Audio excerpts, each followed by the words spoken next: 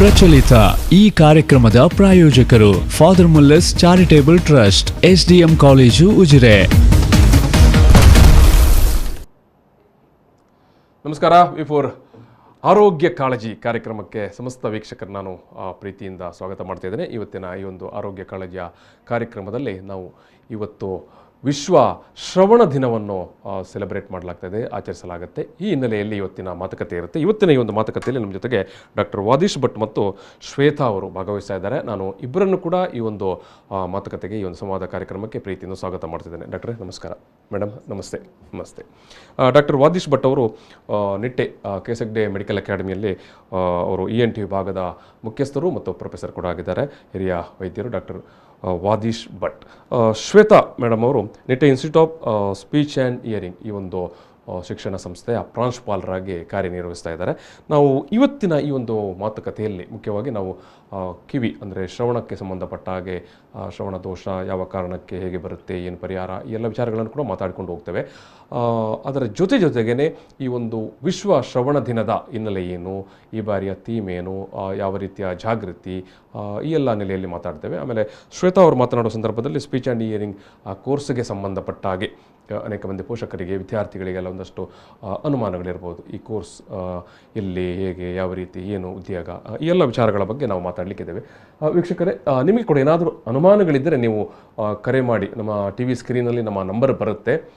ಕಿವಿ ನೋವು ಅಥವಾ ಕಿವಿಯ ಸಮಸ್ಯೆ ಬಗ್ಗೆ, ಮಾತನಾಡೋ ಸಮಸ್ಯೆ ಬಗ್ಗೆ ಏನಾದರೂ ನಿಮ್ಮ ಮಕ್ಕಳ ಪೈಕಿ ಯಾರಿಗಾದರೂ ಇದ್ದರೆ ನೀವು ವಿಚಾರಿಸ್ಬೋದು. ಡಾಕ್ಟರ್ ಅದಕ್ಕೆ ಆನ್ಸರ್ ಮಾಡ್ತಾರೆ. ಒಂದು ವೇಳೆ ಪ್ರಶ್ನೆಗಳೇನಿಲ್ಲ ಅಂತ ಹೇಳಿದ್ರೆ ನೀವು ನೇರವಾಗಿ ಈ ಒಂದು ಶೋವನ್ನು ನೋಡ್ತಾ ಹೋಗಿ. ಒಂದು ಒಳ್ಳೆಯ ಇನ್ಫಾರ್ಮೇಟಿವ್, ತುಂಬ ಒಳ್ಳೆಯ ಮಾಹಿತಿ ಇರುವಂಥ ಕಾರ್ಯಕ್ರಮ. ಆಮೇಲೆ ನಮ್ಮ V4 ವಾಹಿನಿಯ ಯೂಟ್ಯೂಬ್ನಲ್ಲಿ ಕೂಡ ಈ ಒಂದು ಕಾರ್ಯಕ್ರಮ ಲಭ್ಯ ಇರುತ್ತೆ. V4 ಫೇಸ್ಬುಕ್ಕಲ್ಲಿ ಕೂಡ ಕಾರ್ಯಕ್ರಮ ಲಭ್ಯ ಇರುತ್ತೆ. ಸೊ ನೀವು ನಂತರ ಕೂಡ ಕಂಟಿನ್ಯೂ ಆಗಿ ನೋಡ್ತಾ ಇರ್ಬೋದು. ಅಷ್ಟೊಂದು ಮಾಹಿತಿಪೂರ್ಣವಾದಂಥ ಕಾರ್ಯಕ್ರಮ. ನಮ್ಮ ದೂರವಾಣಿ ಸಂಖ್ಯೆ 22244040, ಆಮೇಲೆ ಇನ್ನೊಂದು 222450, 2224040, 2224050. ಮಂಗಳೂರಿನ ಕೋಡ್ ಹಾಕಬೇಕಾಗತ್ತೆ 0824 0824. ಈ ಒಂದು ಕೋಡನ್ನು ಹಾಕಿ ನೀವು ಕಾಲ್ ಮಾಡ್ಬೋದು. ನಾನು ಈಗಾಗಲೇ ಹೇಳಿದರೆ ಒಂದು ವೇಳೆ ಕಾಲ್ ಮಾಡಿ ಮಾತನಾಡಲಿಕ್ಕೆ ಏನಾದರೂ ಪ್ರಶ್ನೆ ಅಥವಾ ವಿಚಾರಗಳಿಲ್ಲ ಅಂತಾದರೆ ನೀವು ಈ ಶೋವನ್ನು ಪೂರ್ತಿಯಾಗಿ ನೋಡ್ತಾ ಹೋಗಿ. ಒಳ್ಳೆಯ ಮಾಹಿತಿ ಇರುವಂಥ ಆರೋಗ್ಯ ಕಾಳಜಿ ಕಾರ್ಯಕ್ರಮ ಇದು. ನಾನು ಡಾಕ್ಟರ್ ವಾದೀಶ್ ಭಟ್ ಅವರ ಹತ್ರ ಮೊದಲಾಗಿ ಕೇಳುವಂಥದ್ದು, ಡಾಕ್ಟ್ರೇ, ಈ ವಿಶ್ವ ಶ್ರವಣ ದಿನವನ್ನು ಆಚರಿಸ್ತಾ ಇರುವಂಥ ಹಿನ್ನೆಲೆ ಏನು, ಯಾವ ಕಾರಣಕ್ಕೆ, ಯಾವತ್ತಿನಿಂದ? ನಮಸ್ಕಾರ ವೀಕ್ಷಕರಿಗೆಲ್ಲ. ಪ್ರತಿ ವರ್ಷ ಮಾರ್ಚ್ 3ರಂದು ವಿಶ್ವ ಶ್ರವಣ ದಿನ ಎಂದು ಆಚರಿಸುತ್ತೇವೆ. ಇದು ಒಂದು ವಿಶ್ವ ಆರೋಗ್ಯ ಸಂಸ್ಥೆಯ ಕಾರ್ಯಕ್ರಮ. ಇದು 2007ರಲ್ಲಿ ಶುರುವಾಗಿದೆ. ಆದರೆ 2007ರಿಂದ 2016 ತನಕ ಇದನ್ನು ವಿಶ್ವ ಕಿವಿ ಆರೈಕೆ ದಿನ ಎಂದು ಆಚರಿಸಲ್ಪಡ್ತಿತ್ತು. ಇದಕ್ಕೆ ಒಂದು ಮರುನಾಮಕರಣ ಮಾಡಿ 2017ರಿಂದ ಇಂದಿನ ತನಕ ಪ್ರತಿ ವರ್ಷವೂ ಮಾರ್ಚ್ 3ರಂದು ನಾವು ವಿಶ್ವ ಶ್ರವಣ ದಿನ ಎಂದು ಆಚರಿಸುತ್ತೇವೆ. ಇದರ ಮುಖ್ಯ ಉದ್ದೇಶ ಏನಂದರೆ, ನಮ್ಮ ಕಿವುಡುತನಕ್ಕೆ ಬರುವ ಕಾರಣಗಳನ್ನು ಆರಂಭದಲ್ಲಿಯೇ ಪತ್ತೆ ಹಚ್ಚುವುದು, ಮತ್ತು ಕಿವುಡುತನವನ್ನು ತಡೆಗಟ್ಟುವುದು, ಮತ್ತು ಕಿವುಡುತನವನ್ನು ತಡೆಗಟ್ಟುವ ವಿಧಾನಗಳ ಬಗ್ಗೆ ಜನರಿಗೆ ಮಾಹಿತಿಯನ್ನು ನೀಡುವುದು, ಮತ್ತು ಅವರ ಜ್ಞಾನವನ್ನು ಜಾಗೃತಿ ಮೂಡಿಸುವಂಥದ್ದು. ಇದೆಲ್ಲ ಒಂದು ಒಳ್ಳೆಯ ಉದ್ದೇಶದಿಂದ ಈ ಕಾರ್ಯಕ್ರಮವನ್ನು ವಿಶ್ವ ಆರೋಗ್ಯ ಸಂಸ್ಥೆಯು ಪ್ರಾರಂಭಿಸಿದೆ. ಇದು ಪ್ರಪಂಚದಾದ್ಯಂತ ಮಾರ್ಚ್ 3ರಂದೇ ಆಚರಿಸಲ್ಪಡುತ್ತದೆ. ನಮ್ಮ ದೇಶದಲ್ಲಿಯೂ ನಮ್ಮ ಮಂಗಳೂರಿನಲ್ಲಿ ನಮ್ಮ ಕೆಸಗ್ಡೆ ಮೆಡಿಕಲ್ ಅಕಾಡೆಮಿಯಲ್ಲಿ ನಾವು ಈ ಕಾರ್ಯಕ್ರಮವನ್ನು ಈ ಒಂದು ಜಾಗೃತಿ ನೆಲೆಯಲ್ಲಿ ಮತ್ತು ನೀವು ಹೇಳಿದಾಗೆ ಜನತೆಗೆ ಒಂದು ಮಾಹಿತಿಯನ್ನು ಕೊಡುವ ನಿಟ್ಟಿನಲ್ಲಿ ಆಚರಿಸ್ತಾ ಇದ್ದಾರೆ. ಡಾಕ್ಟ್ರೇ, ಈ ವರ್ಷದ ಥೀಮ್, ಈಗ ಪ್ರತಿ ವರ್ಷ ನೀವು ಈ ರೀತಿಯ ದಿನಾಚರಣೆ ಆಚರಿಸುವ ಸಂದರ್ಭದಲ್ಲಿ ಪ್ರತಿ ವರ್ಷ ಬೇರೆ ಬೇರೆ ಥೀಮ್ ಇಟ್ಕೊಂಡು ಆಚರಿಸ್ತೀರಿ. ಏನು ಈ ಬಾರಿಯ ಥೀಮ್ ಇದರದು? ಈ ವರ್ಷ 2022 ವಿಶ್ವ ಶ್ರವಣದ ದಿನದ ಥೀಮ್ ಎಂದರೆ to hear for life, listen with care ಅಂತ ಹೇಳಿ. ಅಂದ್ರೆ ಉತ್ತಮ ಜೀವನಕ್ಕಾಗಿ ಕೇಳುವುದಕ್ಕೋಸ್ಕರ ಜಾಗರೂಕನಾಗಿ ಕೇಳುತ್ತಾ. ಇದೊಂದು ಬಹಳ ಒಂದು ವಿಶೇಷವಾದ ಥೀಮ್ ಈ ಸಲದ್ದು. ಅದು ಯಾಕೆ ಬಂದಿರಬಹುದು ಅಂತ ನಾನು ವಿಚಾರಿಸುತ್ತಿರ್ಬೇಕಾದ್ರೆ, ಬಹುಶಃ ಈ 2019, 20, 21 ನಮಗೆ ಒಂದು ಬಹಳ ಕಷ್ಟಕರವಾದಂತಹ ದಿನಗಳನ್ನು ನಾವು ಕಂಡಿದ್ದೇವೆ. ಕೋವಿಡ್ನ ಒಂದು ಸಂದರ್ಭದಲ್ಲಿ ನಮ್ಮ ಜೀವನವೇ ಅಸ್ತವ್ಯಸ್ತ ಅಂತ ಹೇಳಿಕೆ ಬರೋದಿಲ್ಲ, ಬಟ್ ನಾವು ಅದನ್ನು ಮಾಡಿಫೈ ಮಾಡ್ಕೊಂಡು ನಾವು ಅದನ್ನು ಬದಲಾವಣೆ ಕಂಡುಕೊಂಡಿದ್ದೇವೆ. ಇದರಲ್ಲಿ ಒಂದು ಬದಲಾವಣೆ ನಾವು ನೋಡಿರೋದಂದರೆ ಇಯರ್ಫೋನ್ ಯೂಸ್. ಅದು ಶಾಲೆಯಲ್ಲಿ ಮಕ್ಕಳಿರ್ಬೋದು, ಕಾಲೇಜು ಮಕ್ಕಳಿರ್ಬೋದು, ಶಾಲೆ ಟೀಚರ್ಗಳಿರ್ಬೋದು, ವರ್ಕ್ ಫ್ರಮ್ ಹೋಮ್ ಮಾಡುವವರು ಎಲ್ಲರೂ ಇಯರ್ಫೋನ್ ಹಾಕೊಂಡಿರ್ತಾರೆ. ಸೊ ಇದನ್ನೆಲ್ಲ ಕಂಡುಕೊಂಡು ನಮ್ಮ ವಿಶ್ವ ಆರೋಗ್ಯ ಸಂಸ್ಥೆಯ ಇದರ ಪ್ರತಿನಿಧಿಗಳು ಇದನ್ನು ಈ ಒಂದು ದಿನವನ್ನು ಈ ಒಂದು ಥೀಮನ್ನು ಈ ವರ್ಷಕ್ಕೆ ಜಾಗರೂಕರಾಗಿ ಕೇಳು ಅಂತ ಹೇಳಿ. ಯಾಕಂದರೆ ಜಾಗರೂಕ ಹೇಳಿ, ಯಾಕಂದರೆ ನಾವು ಹೊಸ ವಿಧಾನವನ್ನು ಅನುಸರಿಸ್ತಾ ಇರೋದರಿಂದ ಇದು ನಮಗೆ ಎಷ್ಟು ಕೇಳಬೇಕು, ಎಷ್ಟು ಜೋರಾಗಿ ಕೇಳಬೇಕು, ಇದರ ಬಗ್ಗೆ ನಮಗೆ ಮಾಹಿತಿ ಇಲ್ಲದೇ ಇದ್ದು ಯದ್ವಾ ಕೇಳಿ ನಮ್ಮ ಕಿವಿಯ ಆರೋಗ್ಯವನ್ನು ಹಾನಿ ಮಾಡಿಕೊಳ್ಳುವ ಸಂದರ್ಭ ಬಂದಿರ್ತದೆ. ಇದೆಲ್ಲ ಇಟ್ಟುಕೊಂಡು ಈ ಒಂದು ಥೀಮನ್ನು ಇಟ್ಕೊಂಡಿದೆ, ಬಹಳ ಉಪಯುಕ್ತ. 2021ರಲ್ಲಿ ಬೇರೆನೇ ಇತ್ತು, ಹಿಯರಿಂಗ್ ಫಾರ್ ಆಲ್ ಅಂತ ಹೇಳಿ, ಎಲ್ರಿಗೂ ಕಿವಿಯ ಆರೋಗ್ಯ ಅಂತ ಹೇಳುವಂಥದ್ದು ಏನಿದೆ. ಸೊ ಈ ಸಲ ಸ್ವಲ್ಪ ಬದಲಾವಣೆ ಮಾಡಿ ಬಹಳ ಚಂದವಾದ ಥೀಮನ್ನು ಇಟ್ಕೊಂಡಿದೆ, ಬಹಳ ಉಪಯುಕ್ತವಾಗಿದೆ. ಯಾಕೆಂದರೆ ನಮ್ಮ KS Hegde medical academy ENT ವಿಭಾಗ ಮತ್ತು Nitte institute of speech and hearing ವತಿಯಿಂದ ಇದು ನಾವು ಒಂದು 15 ವರ್ಷದಿಂದ ಆಲ್ರೆಡಿ ಒಂದು ಕಾರ್ಯಕ್ರಮ ಹಮ್ಮಿಕೊಂಡಿದ್ದೇವೆ, ಅದು ನಿಶ್ಶಬ್ದ ಅಂತ ಹೇಳಿ. ಇದು ನಮ್ಮ ಇಂದಿನ ಕುಲಪತಿಗಳಾದ ಡಾಕ್ಟರ್ ಸತೀಶ್ ಕುಮಾರ್ ಭಂಡಾರಿ ಅವರ ಕನಸು. ಇದು ಹೇಗೆಂದರೆ, ನಾವು ಆ ಕಾರ್ಯಕ್ರಮ ಪ್ರಾರಂಭದ ದಿನದಿಂದ ಯಾರೆಲ್ಲ ಹೈ ರಿಸ್ಕ್ ಪಾಪ್ಯುಲೇಷನ್ ಅಂತ ಅಂದರೆ ನಾಯ್ಸ್, ಈಗ ನಾವು ಕಿವಿ, ನಾನು ಸೂಕ್ಷ್ಮವಾಗಿ ಹೇಳಬೇಕಂದ್ರೆ ಒಂದು 2 ಅಲಗಿನ ಕತ್ತಿ. ನಮಗೆ ಹುಟ್ಟಿದ ಮಗು ಕೇಳಲಿಲ್ಲ ಅಂತ ಇದ್ರೆ ಮುಗೀತು, ಮತ್ತೆ ಅದು ಯಾವತ್ತೂ ಮಾತನ್ನು ಬರುವುದಿಲ್ಲ. ಅಂದರೆ ಡೆಫ್ ಮ್ಯೂಟಿಸಮ್ ಅಂತ ಏನು ಹೇಳ್ತೀವಿ, ಅದೇ ಯದ್ವಾತದ್ವಾ ವಿಪರೀತ ಶಬ್ದ ಕೇಳಿದ ಕಿವಿ ಹಾನಿಗೀಡಾಗುತ್ತದೆ. ಆ ಕಡೆ ಕೇಳುವುದು ಮುಖ್ಯ, ಈ ಕಡೆ ವಿಪರೀತವಾಗಿ ಕೇಳಿದರೆ ಅದಕ್ಕೆ ಹಾನಿಯು ಖಂಡಿತ. ಹಾಗಾಗಿ ಆ ನಾಯ್ಸ್ ಇಂಡ್ಯೂಸ್ಡ್ ಹಿಯರಿಂಗ್ ಲಾಸ್ ಅಂದರೆ ಶಬ್ದ ಮಾಲಿನ್ಯದಿಂದಾಗಿ ಉಂಟಾಗುವ ಕಿವಿಯ ಮೇಲಿನ ದುಷ್ಪರಿಣಾಮವನ್ನು ತಡೆಗಟ್ಟುವುದಕ್ಕೋಸ್ಕರ ಈ ಒಂದು ಕಾರ್ಯಕ್ರಮವನ್ನು ನಾವು ನಿಶ್ಶಬ್ದ ಅಂತ ಹೇಳುವ ಕಾರ್ಯಕ್ರಮವನ್ನು 15 ವರ್ಷಗಳ ಹಿಂದೆ KS ಹೆಗ್ಡೆ ಮೆಡಿಕಲ್ ಅಕಾಡೆಮಿಯಲ್ಲಿ ಪ್ರಾರಂಭಿಸಿದ್ದೇವೆ. ಇದರ ಮುಖಾಂತರ ನಾವು ಹಲವಾರು ಕಾರ್ಯಕ್ರಮ ಹಮ್ಮಿಕೊಂಡಿದ್ದೇವೆ. ಇದರಲ್ಲಿ ವಿಶೇಷವಾಗಿ ನಾವು ಈಗ ತುಂಬ ಶಬ್ದಗಳಲ್ಲಿ ಕೆಲಸ ಮಾಡುವಂಥವ್ರು, ಮುಖ್ಯವಾಗಿ ಪೊಲೀಸ್ಗಳಿರ್ಬೋದು, ಟ್ರಾಫಿಕ್ ಪೊಲೀಸ್, ಡ್ರೈವರ್ಸ್, ಕಂಡಕ್ಟರ್ಸ್, ಇವರನ್ನೆಲ್ಲ ನಾವು ಒಂದು ದಿನವನ್ನು ನಿಗದಿಪಡಿಸಿ ಅವರಿಗೆ ಮಾಹಿತಿಯನ್ನು ಕೊಡುವುದು, ಮತ್ತು ಅದನ್ನು ಹೇಗೆ ತಡೆಗಟ್ಟಬಹುದು, ಹೇಗೆ ಪತ್ತೆ ಹಚ್ಚುವುದು, ಆರಂಭದಲ್ಲಿ ಅದರ ಚಿಹ್ನೆಗಳು ಏನು ಅಂತ ಹೇಳಿ ಬಂದ ಕೂಡಲೇ ಕಿವಿಯ ತಪಾಸಣೆ ಮಾಡುವಂಥದ್ದು. ಅಷ್ಟೇ ಅಲ್ಲದೆ ಕೆಲವೊಂದು ದಿನ ನಿಗದಿಪಡಿಸಿ ನಾವು ಅವರಿಗೆ ಹಿಯರಿಂಗ್ ಸ್ಕ್ರೀನಿಂಗ್, ಅವರ ಕಿವಿಯ ತಪಾಸಣೆ, ಶ್ರವಣ ಶಕ್ತಿಯ ತಪಾಸಣೆಗಳನ್ನು ಮಾಡಿದ್ದೇವೆ. ಇಂಥ ಸಂದರ್ಭದಲ್ಲಿ ಎಷ್ಟೋ ಜನರಿಗೆ ತಮಗೆ ಅರಿವಿಲ್ಲದೆ ಅದರ ಶ್ರವಣ ಶಕ್ತಿ ಕಡಿಮೆ ಆಗಿರೋದು ಗೋಚರವಾಗಿದೆ. ಹಾಗಾಗಿ ಈ ಎಲ್ಲ ಕಾರ್ಯಕ್ರಮ ನಾವು ಮೊದಲಿಂದಲೇ ಪ್ರಾರಂಭಿಸಿದ್ದೇವೆ. ಬಟ್ ಈ ಒಂದು ದಿನ ನಾವು ವಿಶೇಷವಾಗಿ ಅಂದರೆ ಪ್ರಪಂಚದಾದ್ಯಂತ ನಾವು ನಡೆಸಿದ್ದೇವೆ. ಯಾಕಂದರೆ ಒಟ್ಟಿಗೆ ನಮಗೆ ನಮ್ಮ ತುಳುನಲ್ಲಿ ಒಂದು ಮಾತಿಲ್ಲ, ಪತ್ತಿತ್ತಿನಲ್ಪ ಮುತ್ತುಂಡು ಅಂತ ಹೇಳಿ. ಹಾಗಾಗಿ ಒಂದು ತುಂಬ ಜನರು ಸೇರಿ ಒಂದು ಅದನ್ನು ನಾವು ಆಚರಿಸಿದರೆ ಖಂಡಿತವಾಗಿ ಅದಕ್ಕೆ ವಿಶೇಷವಾಗಿ ಬೆಲೆ ಇದೆ ಅಂತ ಹೇಳಿ. ಎಸ್, ನಾನು ಅನೇಕ ವಿಚಾರಗಳ ಬಗ್ಗೆ ನಿಮ್ಮ ಹತ್ರ ಮಾತಾಡಲಿಕ್ಕೆ ಇದೆ. ಏನಂತ ಹೇಳಿದ್ರೆ ಸಮಸ್ಯೆಗಳು ಮತ್ತು ಅದಕ್ಕೆ ಪರಿಹಾರಗಳು. ಈ ನಡುವೆ ನಾನು ಮೇಡಮ್ ಶ್ವೇತಾ ಅವರ ಹತ್ರ, ನೀವು ನಿಮ್ಮ ಕಾಲೇಜಿನಲ್ಲಿ ಈ ದಿನವನ್ನು ಯಾವ ರೀತಿಯಾಗಿ ಸೆಲೆಬ್ರೇಟ್ ಮಾಡ್ತೀರಿ ಅಂತ? ನಾವು ಈ ವಿಶ್ವ ಶ್ರವಣ ದಿನವನ್ನು ನಮ್ಮ ಪಬ್ಲಿಕ್ಕಿಗೆ, ನಮ್ಮ ಹಾಸ್ಪಿಟಲ್ನಲ್ಲಿ ಇರುವ ಪೇಷಂಟ್ಸಿಗೆ ಜಾಗರೂಕರಾಗಿರಿ, ಅಥವಾ ನಮ್ಮ ಬೇರೆ ಬೇರೆ ಕೋರ್ಸಿನ ಮಕ್ಕಳಾಗಲಿ, ಸ್ಟಾಫ್ ಆಗಲಿ, ಬಿಕಾಸ್ ಈಗ ಡಾಕ್ಟರ್ ಹೇಳಿದಾಗೆ ಎಲ್ಲರೂ ಈಗ ಇಯರ್ಫೋನ್ ಮೇಲೆ ಡಿಪೆಂಡ್ ಆಗಿದ್ದಾರೆ. ಅದು ಹಾಡು ಕೇಳಲಿಕ್ಕಾಗಲಿ, ಕ್ಲಾಸಿಗಾಗಲಿ, ಎಲ್ಲರೂ ಅದೊಂದು ಡೈಲಿ ಯೂಸ್ ಮಾಡೋದು. ಅದು ಮೊಬೈಲ್ ಫೋನ್ ಹೇಗೆ ಇಟ್ಕೊಂಡು ಹೋಗ್ತಾರೆ ಹಾಗೆ ಇಯರ್ಫೋನ್ ಇರುತ್ತೆ ಎಲ್ಲರ ಕಿವಿಯಲ್ಲಿ. ಸೊ ನಾವು ಈ ಶ್ರವಣ ದಿನವನ್ನು ಎಲ್ಲರಿಗೆ ಎಚ್ಚರಿಕೆ ಕೊಡುವ ಹಾಗೆ ನಾವು ಸ್ಕ್ರೀನಿಂಗ್ ಮಾಡಿಕೊಂಡು, ಕ್ಯಾಂಪ್ ಮಾಡಿಕೊಂಡು ಅದರ ಬಗ್ಗೆ ಜನರಿಗೆ ತಿಳಿಸ್ತಾ ಹೋಗ್ತೇವೆ. ಅಂದರೆ ಹೇಗೆ ನಮ್ಮದು ಈಗ ಶಬ್ದ ಕೇಳೋದು, ಇಯರ್ಫೋನ್ ಹಾಕೋದು ಅದು ಅವಾಯ್ಡ್ ಮಾಡೋ ಸಿಚುವೇಶನ್ ಅಲ್ಲ, ಬಟ್ ಅದಕ್ಕೆ ಹೇಗೆ ಮಾಡಬೇಕು, ಎಷ್ಟು ಶಕ್ತಿ ಶಬ್ದ ಮಾಲಿನ್ಯ ಬೇಕಾಗುತ್ತೆ, ಎಷ್ಟು ಪ್ರಾಬ್ಲಮ್ ಇಂದ ಜಾಸ್ತಿ ಆಗುತ್ತೆ, ಅದರ ಬಗ್ಗೆ ಜನರಿಗೆ ಹೇಳ್ತಾ ನಾವು ಇರ್ತೇವೆ. ಸೊ ಹಾಗೆ ಇರುವಾಗ ಈಗ ಯಾರಾದರೂ ಸ್ಟೂಡೆಂಟ್ಸ್ ಇರಲಿ, ಯಾರಾದರೂ ಪೇಷಂಟ್ಸ್ ಇರಲಿ, ಯಾವಾಗ ಹೊರಗಡೆ ಹೋಗುವಾಗ ಕೆಲವೊಮ್ಮೆ ಶಬ್ದ ಜೋರಾಗಿರುತ್ತೆ ಅಂತ ಅವರು ಹಾಕೋ ಇಯರ್ಫೋನಿಂದ ಶಬ್ದ ಕೇಳೋದಿಲ್ಲ. ಸೊ ಅವರು ಜೋರಾಗಿ ಅದನ್ನ ಇಡ್ತಾರೆ. ಹಾಗೆ ಶಬ್ದ ಜಾಸ್ತಿ ಮಾಡ್ಕೊಂಡು ಹೋದ ಹಾಗೆ ಕಿವಿಗೆ ಅಷ್ಟೇ ಹಾನಿ ಆಗುತ್ತೆ. ಅದ್ರ ಬಗ್ಗೆ ಜನರಿಗೆ ತಿಳುವಳಿಕೆ ಕೊಡ್ಬೇಕು. ಸೊ ಹಾಗೇನಾದ್ರೂ ಇದ್ರೆ, ಅಥವಾ ಕಿವಿ ಒಳಗಡೆ ಆ ಶಬ್ದ ಕೇಳ್ತಾ ಇರುವವರಿಗೆ, ಕೆಲವರು ತುಂಬ ಶಬ್ದ ಇರುವಲ್ಲಿ ಕೆಲಸ ಮಾಡ್ತಾರೆ ಅಥವಾ ತುಂಬ ಶಬ್ದ ಇರುವ ಸ್ಥಳಕ್ಕೆ ಹೋಗ್ತಾರೆ, ಹೇಗಾದರೂ ಎಲ್ಲಾದರೂ ತಾಳಮದ್ದಳೆ ಅಥವಾ ಡಿಸ್ಕೋ ಆಗಲಿ ಏನಾದರೂ ಇರಲಿ, ಆ ಥರದ ಶಬ್ದ ಕೇಳ್ಕೊಂಡು ಅಥವಾ ಜೋರಾಗಿ ಪಟಾಕಿ ಹೊಡೆದ್ರೆ, ಕಾಲದಲ್ಲಿ ಡಿಜೆ ಆ ಥರದಲ್ಲಿರುವಾಗ ಕೆಲವೊಮ್ಮೆ ಮರುದಿನ ಎದ್ದಾಗ ಶಬ್ದ ಗುಯ್ ಅಂತ ಕಿವಿಯಲ್ಲಿ ಗುಯ್ ಅನ್ನುತ್ತೆ ಅಂತ ಹೇಳ್ತಾರೆ, ಅಥವಾ ನಾವು ಅದನ್ನು ಟಿನೈಟಸ್ ಅಂತ ಹೇಳ್ತಾರೆ. ಸೊ ಆ ಥರ ಯಾವಾಗಾದರೂ ಅನುಭವಿಸಿದ್ರೆ ಅವರು ತಮ್ಮ ಕಿವಿಯನ್ನು ಪರೀಕ್ಷೆ ಮಾಡಿಕೊಂಡು ಹೇಗೆ ಅವರು ರುಟೀನಾಗಿ ಅದರ ಚೆಕಪ್ ಮಾಡಿಕೊಂಡು ಆ ಶಬ್ದದ ಬಗ್ಗೆ ಅರಿವು ಗೊತ್ತಾದರೆ ಆ ಮಿನಿಮಮ್ ನಾಯ್ಸಲ್ಲಿ ಅವರು ಅದನ್ನು ಹೇಗೆ ತಡ್ಕೊಳ್ಬೋದು ಅದರ ಬಗ್ಗೆ ನಾವು ಎಲ್ಲರಿಗೆ ಹೇಳ್ತೇವೆ.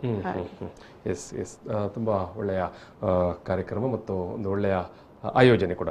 ಎಸ್ ಡಾಕ್ಟ್ರೆ, ನಾನು ವಾದೇಶ್ ಭಟ್ ಅವರೇ, ನಾನು ಮತ್ತೆ ನಿಮ್ಮ ಹತ್ರ ಬರುವಂಥದ್ದು ಈಗ ಕಿವಿದು ನಾನು ನೀವಿಬ್ಬರಿಗೆ ಮಾತಾಡಿದ್ರಿ ಒಂದು ಏನು ಇಯರ್ಫೋನ್ ಬಗ್ಗೆ ಅಲ್ಲಿಂದಲೇ ಆರಂಭಿಸುವ.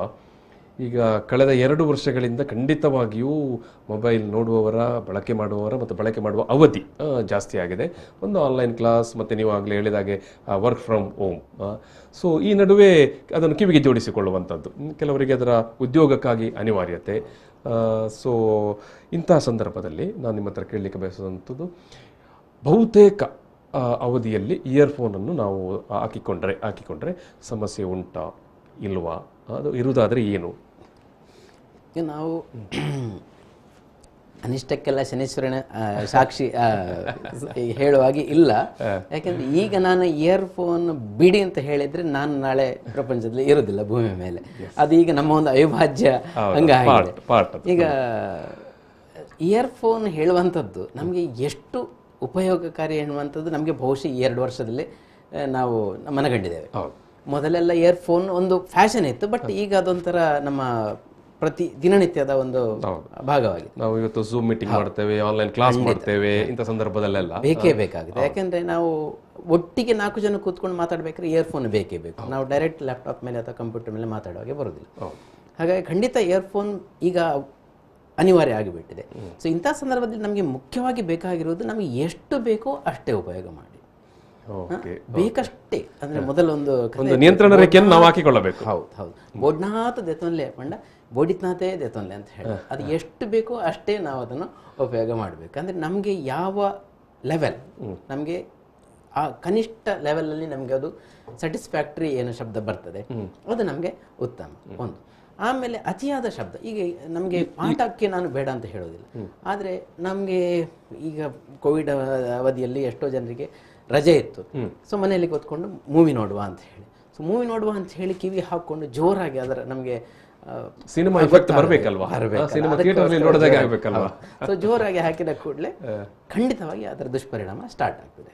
ಸೊ ಕನಿಷ್ಠ ಅಂಶದಲ್ಲಿ ಇದ್ರೆ ದೊಡ್ಡ ಸಮಸ್ಯೆಯನ್ನು ಬರುವುದಿಲ್ಲ, ಆದರೆ ಅದರ ವಾಲ್ಯೂಮ್ ಜಾಸ್ತಿ ಮಾಡಿದ ಕೂಡಲೇ ಖಂಡಿತ ಬರ್ತದೆ. ಅದು ಏಕೆಂದರೆ ಕೆಲವು ಸರ್ತಿ ನಮಗೆ ಈಗ ಗೊತ್ತಾಗದಿರ್ಬೋದು, ಇನ್ನೊಂದು 2 ವರ್ಷ ಕಳೆದ ನಂತರ ಅದರ ಪ್ರತಿಕೂಲ ಪರಿಣಾಮಗಳು ಗೊತ್ತಾಗಲಿಕ್ಕೆ ಸ್ಟಾರ್ಟ್ ಆಗುತ್ತೆ. ಅಂದರೆ ಇಲ್ಲಿ ಒಂದು ಆಗಿದ್ದರೆ ಸ್ಪಷ್ಟ, ವೈಜ್ಞಾನಿಕವಾಗಿ ಮತ್ತು ನೀವು ವೈದ್ಯಕೀಯ ಹಿನ್ನೆಲೆಯಲ್ಲಿ ಹೇಳುವುದರಿಂದ ಜೋರಾದ ಹಾಗೆ ಸೌಂಡ್ ಕೊಟ್ಟು ನಾವು ಇಯರ್ಫೋನ್ ಹಾಕಿಕೊಂಡ್ರೆ ಕಿವಿ ತಮಟೆಗೆ ಕೇಳುವ ವಿಚಾರಕ್ಕೆ ಸಮಸ್ಯೆ ಬರುತ್ತೆ ಅಂತ. ಕಿವಿಯ ನರಕ್ಕೆ ಮೇಡಮ್ ಆಲ್ರೆಡಿ ಒಂದು ಪಾಯಿಂಟ್ ಹೇಳಿದರೆ, ನಾವು ಬಸ್ಗಳಲ್ಲಿ ಹೋಗುವಾಗ 1.5 ಗಂಟೆ ಯಾರ ಮರ ಕೂತ್ಕೊಳ್ಳೋದು ಅಂತ ಹೇಳಿ ಇಯರ್ಫೋನ್ ಹಾಕೊಳ್ಳೋದು. ಅಲ್ಲಿ ಹಾಕೊಂಡಾಗ ಏನಾಗ್ತದೆ, ಹೊರಗಿನ ಶಬ್ದ ಆಲ್ರೆಡಿ ಜಾಸ್ತಿ ಇರ್ತದೆ. ಸೊ ಅದನ್ನು ಮೀರಿ ನಾವು ಅದನ್ನು ಅಡ್ಜಸ್ಟ್ ಮಾಡಬೇಕಾಗ್ತದೆ. ಯಾಕಂದ್ರೆ ಅದು ಸಣ್ಣಗೆ ಹಾಕಿದ ಹೊರಗಿನ ಶಬ್ದನೇ ಕೇಳ್ತದೆ.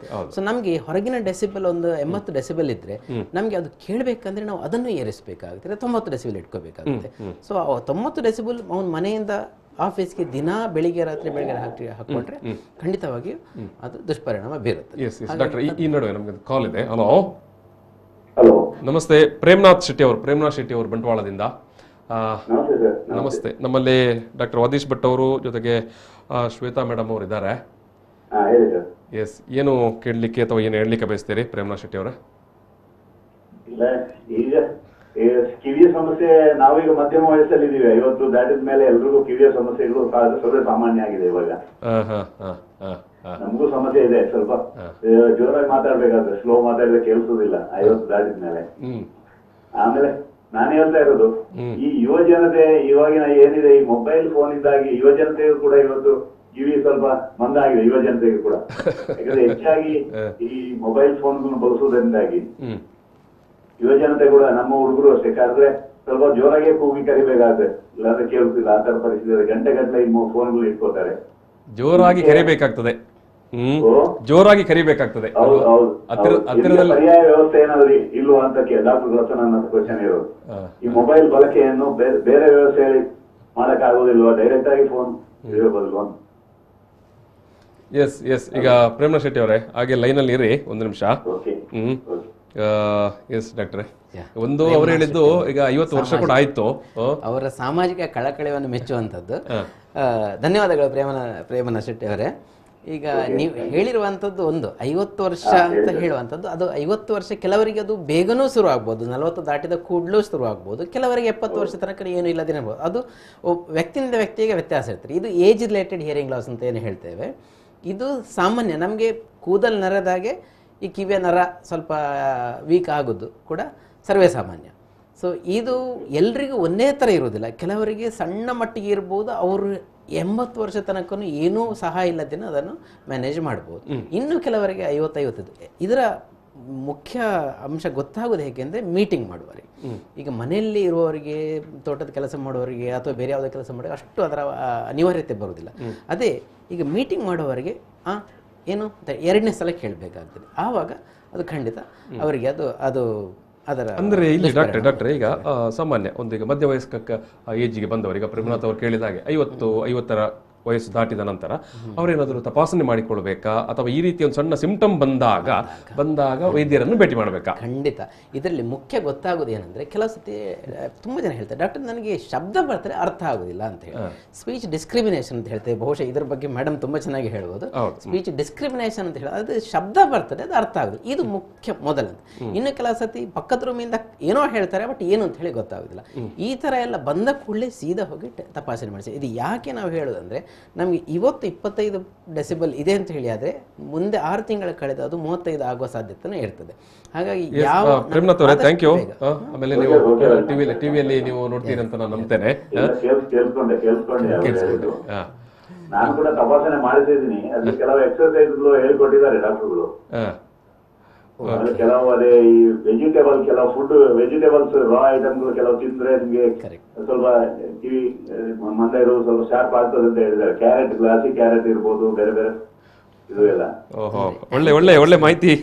ಆಂಟಿ ಆಕ್ಸಿಡೆಂಟ್ ಅವರು ತುಂಬಾ ಇದರ ಬಗ್ಗೆ ಸ್ಟಡಿ ಮಾಡಿದ್ದಾರೆ. ಆದ್ರೆ ಒಂದು ನಾವು ಹೇಳಲಿಕ್ಕೆ ಇಚ್ಛೆ ಪಡೋದಂದ್ರೆ, ಒಮ್ಮೆ ಅದು ಏನು ಆಲ್ರೆಡಿ ಡ್ಯಾಮೇಜ್ ಆಗಿದೆ, ಅದು ಬಹುಶಃ ನಮ್ಗೆ ವಾಪಸ್ ಬರ್ಲಿಕ್ಕಿಲ್ಲ. ಬಟ್ ಉಳಿದ ಏನು ಸರಿ ಇರುವಂತದ್ದೇನಿದೆ ಅದರ ನಾವು ಜೀವಿತಾವಧಿಯನ್ನು ವಿಸ್ತರಿಸಬಹುದು. ಈಗ ಇದು ಏನು ಆಲ್ರೆಡಿ ಒಂದು 20% ಹಾಳಾಗಿದ್ರೆ ಆ 20% ನಾವು ಹೋಯ್ತು ಅಂತ ಹೇಳಲಿಕ್ಕೆ ಹೇಳಬೇಕಾಗುತ್ತೆ, ಅದು ಖರ್ಚಾಗಿ ಹೋಯ್ತು ಅಂತ. ಉಳಿದ 80% ನಾವು ಇನ್ನೊಂದು 20 ವರ್ಷ ತನಕ ದುಡ್ಬೋದು. ಹಾಗಾಗಿ ಬಹುಶಃ ಇದನ್ನು ನಾವು ಗೊತ್ತಾಗೋ ಮೊದಲೇ ಉತ್ತಮ ಆಹಾರ ಪದ್ಧತಿ ಅಳವಡಿಸಲು ಬಹಳ ಒಳ್ಳೆಯದು. ಬಟ್ ನಮಗೆ ಸಾಮಾನ್ಯವಾಗಿ ಅದರ ಅವಶ್ಯಕತೆ ಗೊತ್ತಾಗುತ್ತೆ ಏನಾದ್ರು ಸಮಸ್ಯೆ ಬಂದಾಗ ಅಷ್ಟೇ.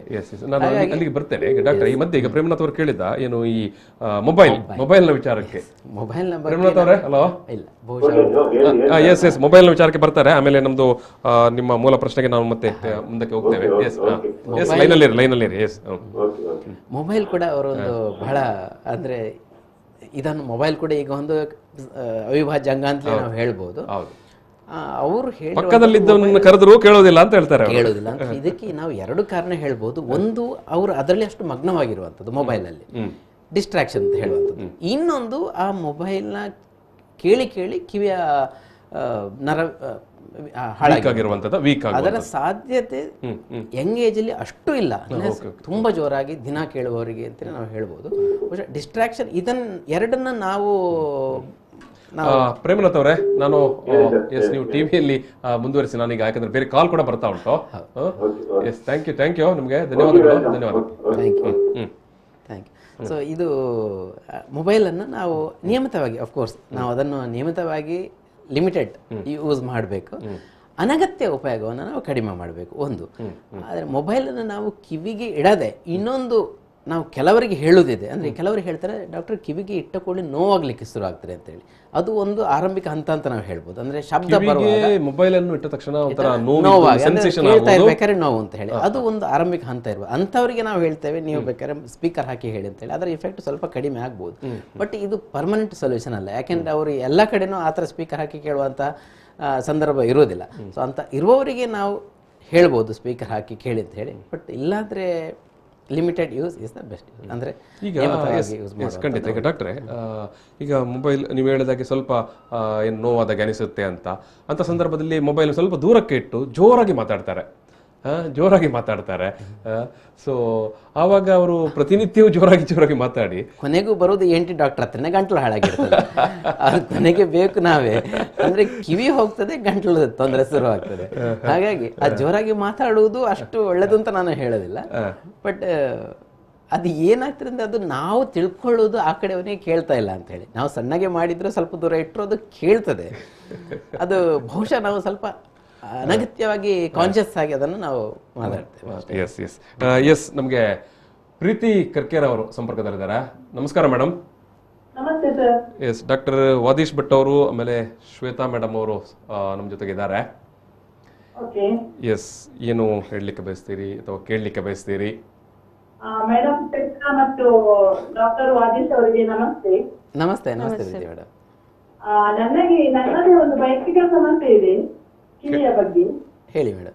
ಈ ಸ್ನಾನ ಆದ ತಕ್ಷಣ ಕಿವಿ ಒಂಥರ ಈ ರೀತಿ ಹಿಸ್ಟಿಂಗ್ ಸ್ಟಾರ್ಟ್ ಆಗ್ತದೆ. ಸೊ ಅದಕ್ಕೆ ನಾನು ಬಡ್ಸ್ ಹಾಕ್ತೇನೆ. ಬಡ್ಸ್? ಹೌದು, ಅದು ಸರಿಯಾ ಡಾಕ್ಟರ್? ಅದು ಹಾಕ್ಬೋದು? ಯಾಕಂದ್ರೆ ಬೇರೆ ಒಂದು ನೋಡಿದ್ದೀನಿ, ಅದು ಹಾಕಬಾರ್ದು. ನಾವು ಇಯರ್ ಬಡ್ ನಾವು ಯೂಸ್ ಸರಿಯಾ? ಅದೇ ಸ್ನಾನ ತಕ್ಷಣ ಅದು ಈ ರೀತಿ ಸ್ಟಾರ್ಟ್ ಆಗ್ತದೆ. ನಮ್ಗೆ ಇದರ ಬಗ್ಗೆ ಸ್ವಲ್ಪ ಇರ್ತದೆ. ಎಸ್ ಎಸ್ ಎಸ್ ಹಾಗೆ ಲೈನಲ್ಲಿ ರೀ ಮೇಡಮ್. ಓಕೆ, ಈ ಕ್ವಶನ್ ನಾನೇ ತಗೋಬೇಕನ್ನಿಸ್ತದೆ. ಅಂದರೆ ಇದೊಂದು ಬಹಳ ಜನರ ತಲೆಯಲ್ಲಿರುವಂಥದ್ದು ಪ್ರಶ್ನೆನೇ ಇದು. ಬಡ್ಸ್ ಹಾಕ್ಬೋದು, ಯಾಕಂದ್ರೆ ಸಾಮಾನ್ಯವಾಗಿ ನಾವು ಬಡ್ಸ್ ಹಾಕಬೇಡಿ ಅಂತ ಏನು ಹೇಳ್ತೇವೆ. ಆದರೆ ಕೆಲವರಿಗೆ ಏನಾಗ್ತದೆ, ಈಗ ನಮ್ಮ ಯಾಕೆ ಹಾಕಬಾರ್ದು ಅಂತ ಹೇಳೋದಂದರೆ, ಈಗ ಕಿವಿಯಲ್ಲಿ ನಮಗೆ ನೈಸರ್ಗಿಕವಾಗಿ ಉತ್ಪತ್ತಿ ಆಗುವಂಥ ವ್ಯಾಕ್ಸ್ ಅಂತ ಹೇಳುವಂಥ ಒಂದು ಪದಾರ್ಥ ಇರ್ತದೆ. ಅದು ಕೆಲವರಲ್ಲಿ ತೆಳುವಾಗಿದ್ದರೆ ಎಣ್ಣೆ ಥರ ಇದ್ದರೆ, ಕೆಲವರಲ್ಲಿ ಅದು ಗಟ್ಟಿ ಕಲ್ಲಿನ ಥರ ಆಗ್ಬೋದು. ಸೊ ವ್ಯಕ್ತಿಯಿಂದ ವ್ಯಕ್ತಿಗೆ ಅದು ವ್ಯತ್ಯಾಸ ಇರ್ತದೆ. ಸೊ ತೆಳು ಇದ್ದವರಿಗೆ ನಾವು ಹಾಕಿದ್ರೂ ಏನೋ ಸಮಸ್ಯೆ ಇರುವುದಿಲ್ಲ, ಯಾಕೆಂದರೆ ಅದು ಆ ಬಡ್ಸ್ನ ಮುಖಾಂತರ ಅದು ಹೊರಗೆ ಬಂದುಬಿಡ್ತದೆ.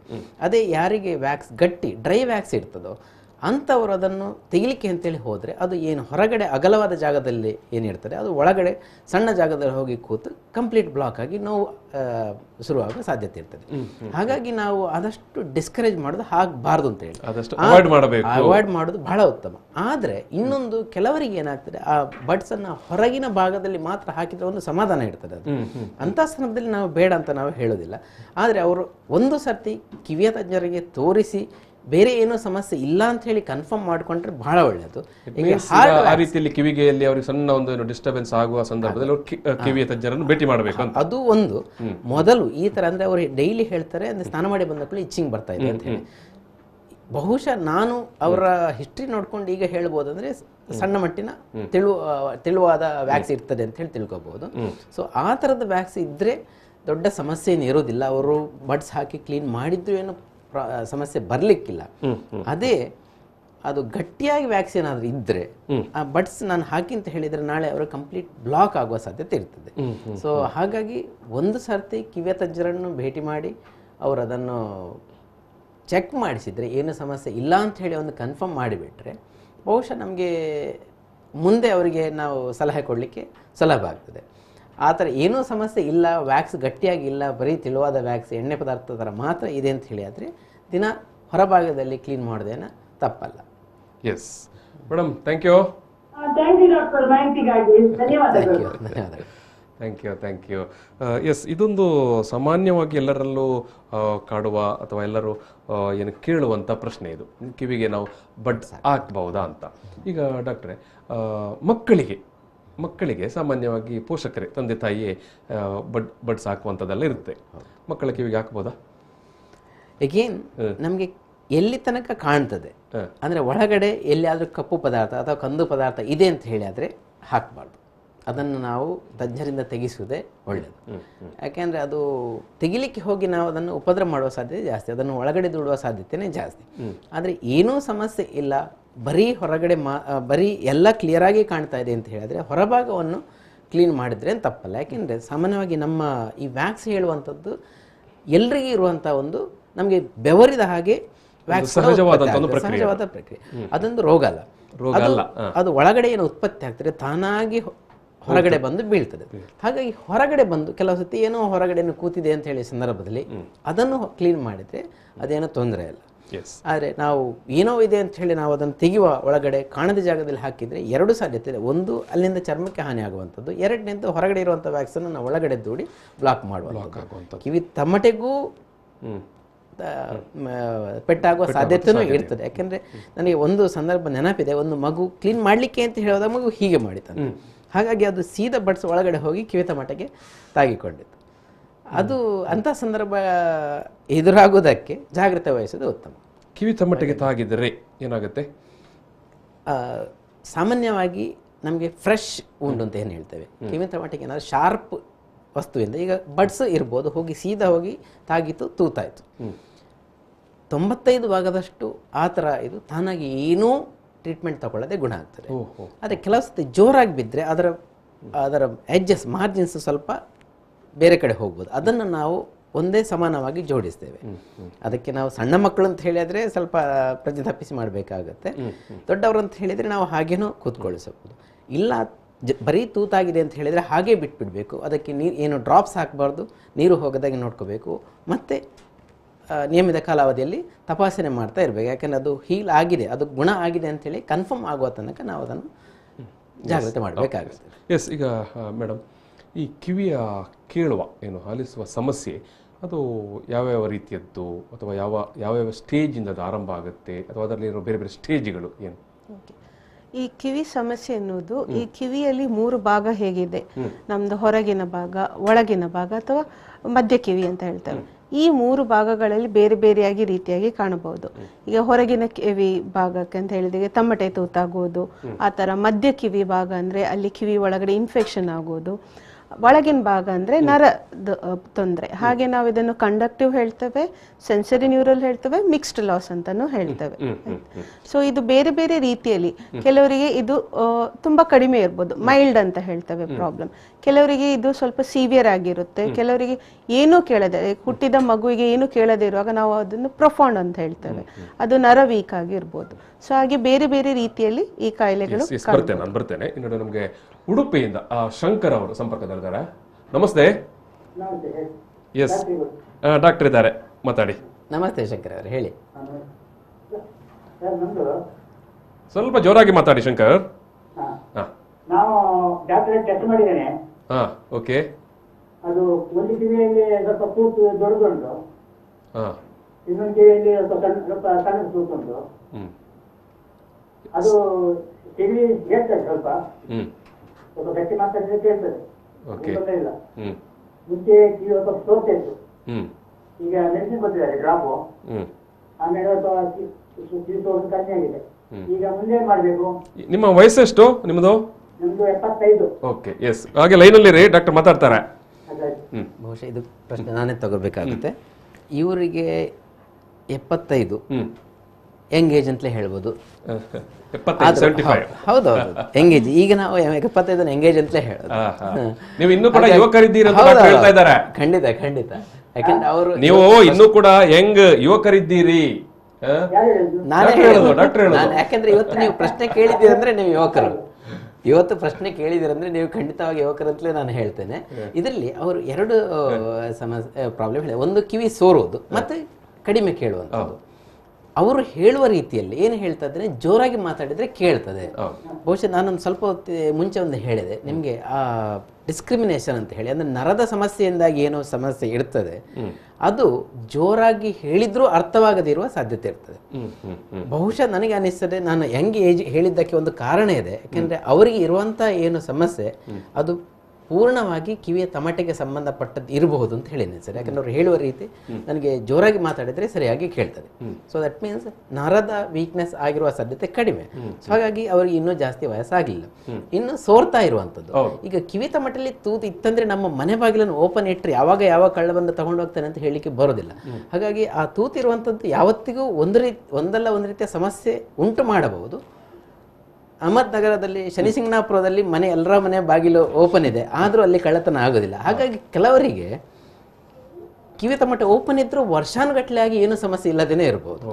ಹಾಗಾಗಿ ಎಲ್ರಿಗೆ ಕಿವಿ ತಮಟೆಯಲ್ಲಿ ತೂತು ಇದ್ದ ಕೂಡಲೇ ಸೋರ್ತದೆ ಅಂತ ಹೇಳಲಿಕ್ಕೆ ಬಹುದಿಲ್ಲ. ಬಟ್ ಸಾಮಾನ್ಯವಾಗಿ ಕಿವಿ ತಮಟೆಯಲ್ಲಿ ತೂತು ಇದ್ದರೆ ಯಾವುದೇ ಕಾರಣದಿಂದಾಗಿ ಕೆಲವರಿಗೆ ಪ್ರಯಾಣ ಮಾಡಿದ ನಂತರ, ಕೆಲವರಿಗೆ ಸ್ನಾನ ಮಾಡಿದ ನಂತರ ನೀರು ಒಳಗಡೆ ಹೋಗಿ, ಕೆಲವರಿಗೆ ಜೋರಾಗಿ ಶೀತ ಆದರೆ ಸೋರುವ ಸಂದರ್ಭ ಬರ್ತದೆ. ಅಂಥ ಸಂದರ್ಭದಲ್ಲಿ ಮತ್ತೆ ಅವರು ಡೆಫಿನೆಟ್ ಆಗಿ ಹೇಳ್ತಾರೆ ಒಂದು ತಮಟೆಯಲ್ಲಿ ದೊಡ್ಡ ತೂತು ಇದೆ ಅಂತ ಹೇಳಿ. ಸಣ್ಣ ತೂತು ತಾನಾಗಿಯೇ ಗುಣ ಆಗುವ ಸಾಧ್ಯತೆನೇ ಇರ್ತದೆ. ಆದರೆ ದೊಡ್ಡ ತೂತು ತಾನಾಗಿ ಗುಣವಾಗೋ ಸಾಧ್ಯತೆ ಕಡಿಮೆ, ಇಲ್ಲ ಅಂತ ಹೇಳೋದಿಲ್ಲ. ಯಾಕೆಂದರೆ ದೊಡ್ಡ ತೂತು ಕಾಲಾವಧಿಯಲ್ಲಿ ಪೂರ್ತಿಯಾಗಿ ಗುಣ ಆಗಲೂಬಹುದು. ಯಾಕೆಂದ್ರೆ ಮತ್ತೆ ಅವ್ರು ನಾಳೆ ಡಾಕ್ಟರ್ ನೀವು ಆಗುದಿಲ್ಲ ಹೇಳಿದ್ರೆ ನಂದು ಗುಣ ಆಗಿದೆ, ಹಾಗಾಗಿ 1% ಸಾಧ್ಯತೆ ಖಂಡಿತ ಇರ್ತದೆ. ಮತ್ತೆ ಅವರು ಔಷಧಿ ಇದೆ ಅಂತ ಹೇಳಿದ್ರೆ ಅದನ್ನು ಕಂಟಿನ್ಯೂ ಮಾಡಬೇಕು. ಹೌದು, ಔಷಧಿ ಏನಿದೆ ಅವರಿಗೆ ತಜ್ಞ ವೈದ್ಯರು ನೋಡಿ ಅವರಿಗೆ ಏನು ಔಷಧಿ ಕೊಟ್ಟಿದ್ದಾರೆ, ಎಷ್ಟು ಸಮಯ ತನಕ ಹೇಳಿದ್ದಾರೆ ಅದನ್ನು ಖಂಡಿತವಾಗಿ ಅವರು ಪೂರೈಸಬೇಕು. ಯಾಕಂದ್ರೆ ಅದರಲ್ಲಿ ಕೋರ್ಸ್ ಅಂತ ಹೇಳಿರ್ತಾರೆ. ನಮಗೆ ಇನ್ಫೆಕ್ಷನ್ ಆದಾಗ ನಾವು ಅದಕ್ಕೆ ಒಂದು ಆಂಟಿ ಬ್ಯಾಕ್ಟೀರಿಯಲ್ ಕೋರ್ಸ್ ಅಂತ ಹೇಳಿರ್ತಾರೆ. ಅದು ಕೊಟ್ಟ ಕೂಡಲೇ ನಿಂತಿದೆ, ಅವರು ಅದು ಕೂಡ ಹೇಳಿದ್ದಾರೆ. ಯಾಕಂದ್ರೆ ಔಷಧಿ ತಗೊಂಡ ಮೇಲೆ ಸೋರೋದು ನಿಂತಿದೆ. ಇನ್ನು ನೆಕ್ಸ್ಟ್ ಸ್ಟೆಪ್ ಅವರು ಕೇಳ್ತಾ ಇರೋದು ಏನು ಮಾಡಬೇಕು ಅಂತ ಹೇಳಿ. ಒಂದು ಮುಖ್ಯವಾಗಿ ಅವರು ಮಾಡಲೇಬೇಕಾಗಿರೋದು ಕಿವಿಯ ಒಳಗಡೆ ನೀರು ಹೋಗೋದಾಗೆ ಜಾಗ್ರತೆ ಮಾಡಬೇಕು. ಯಾಕಂದ್ರೆ ನೀರು ಹೋಯ್ತಂದ್ರೆ ಸೋರುವ ಸಾಧ್ಯತೆ ಖಂಡಿತ. ಶಂಕರ್ ಅವರೇ, ಅದೇ ಡಾಕ್ಟರ್ ಹೇಳಿದ ಮುಖ್ಯ ಒಂದು ಎಚ್ಚರಿಕೆ, ಕಿವಿಯ ಒಳಗೆ ನೀರು ಹೋಗದಾಗೆ ನೋಡಿಕೊಳ್ಬೇಕಂತ ಡಾಕ್ಟರ್ ಹೇಳ್ತಾ ಇದ್ದಾರೆ. ಹೇಳಿದಾರಾ? ಓಕೆ, ಖಂಡಿತವಾಗಿ ಹೇಳಿರ್ತಾರೆ. ಅದು ಏನು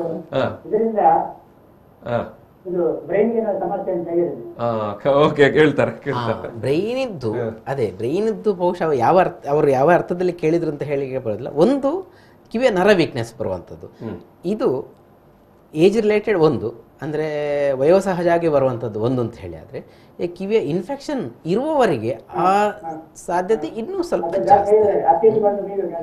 ಹೌದು, ಹತ್ತಿ ಇಟ್ಟು ಅದರ ಮೇಲೆ ಸ್ವಲ್ಪ ಎಣ್ಣೆಯ ಪಸೆ ಅಥವಾ ವ್ಯಾಸಲಿನ್, ಹೌದು, ಅದು ಇಟ್ಕೊಂಡ್ರೆ ಏನಾಗ್ತದೆ, ಹತ್ತಿ ಇಟ್ಟರೆ ಹತ್ತಿ ಒದ್ದಾಗಿ ಅದು ಒಳಗಡೆ ನೀರು ಅದರ ಮುಖಾಂತರ ಹೋಗೋ ಸಾಧ್ಯತೆ ಇರ್ತದೆ.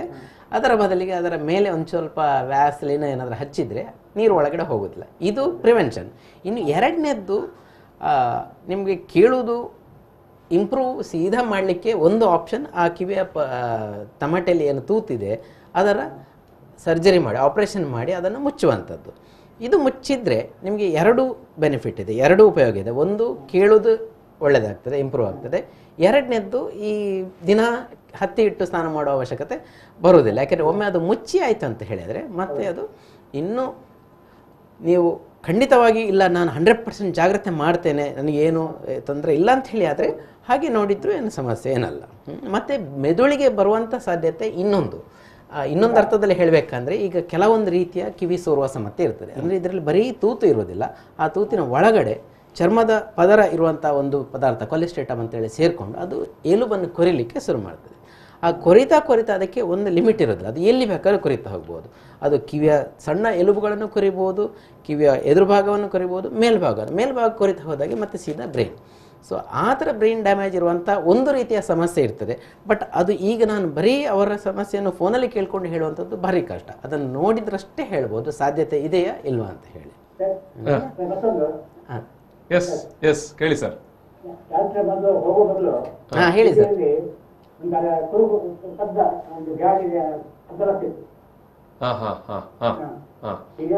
ಈಗ ಕಡಿಮೆ ಆಗಿದೆ ಮೊದಲು. ಬಹುಶಃ ಅದು ಏನಾಗಿದೆ ಅಂದ್ರೆ, ಈಗ ನಮ್ಮ ಮಧ್ಯ ಕಿವಿ ಹೇಳುವಂಥದ್ದು ಒಂದು ಸಣ್ಣ ಜಾಗ, ಅಲ್ಲಿ ಪ್ರೆಷರಲ್ಲಿ ಕೀವು ತುಂಬಿಕೊಂಡಿರ್ತದೆ.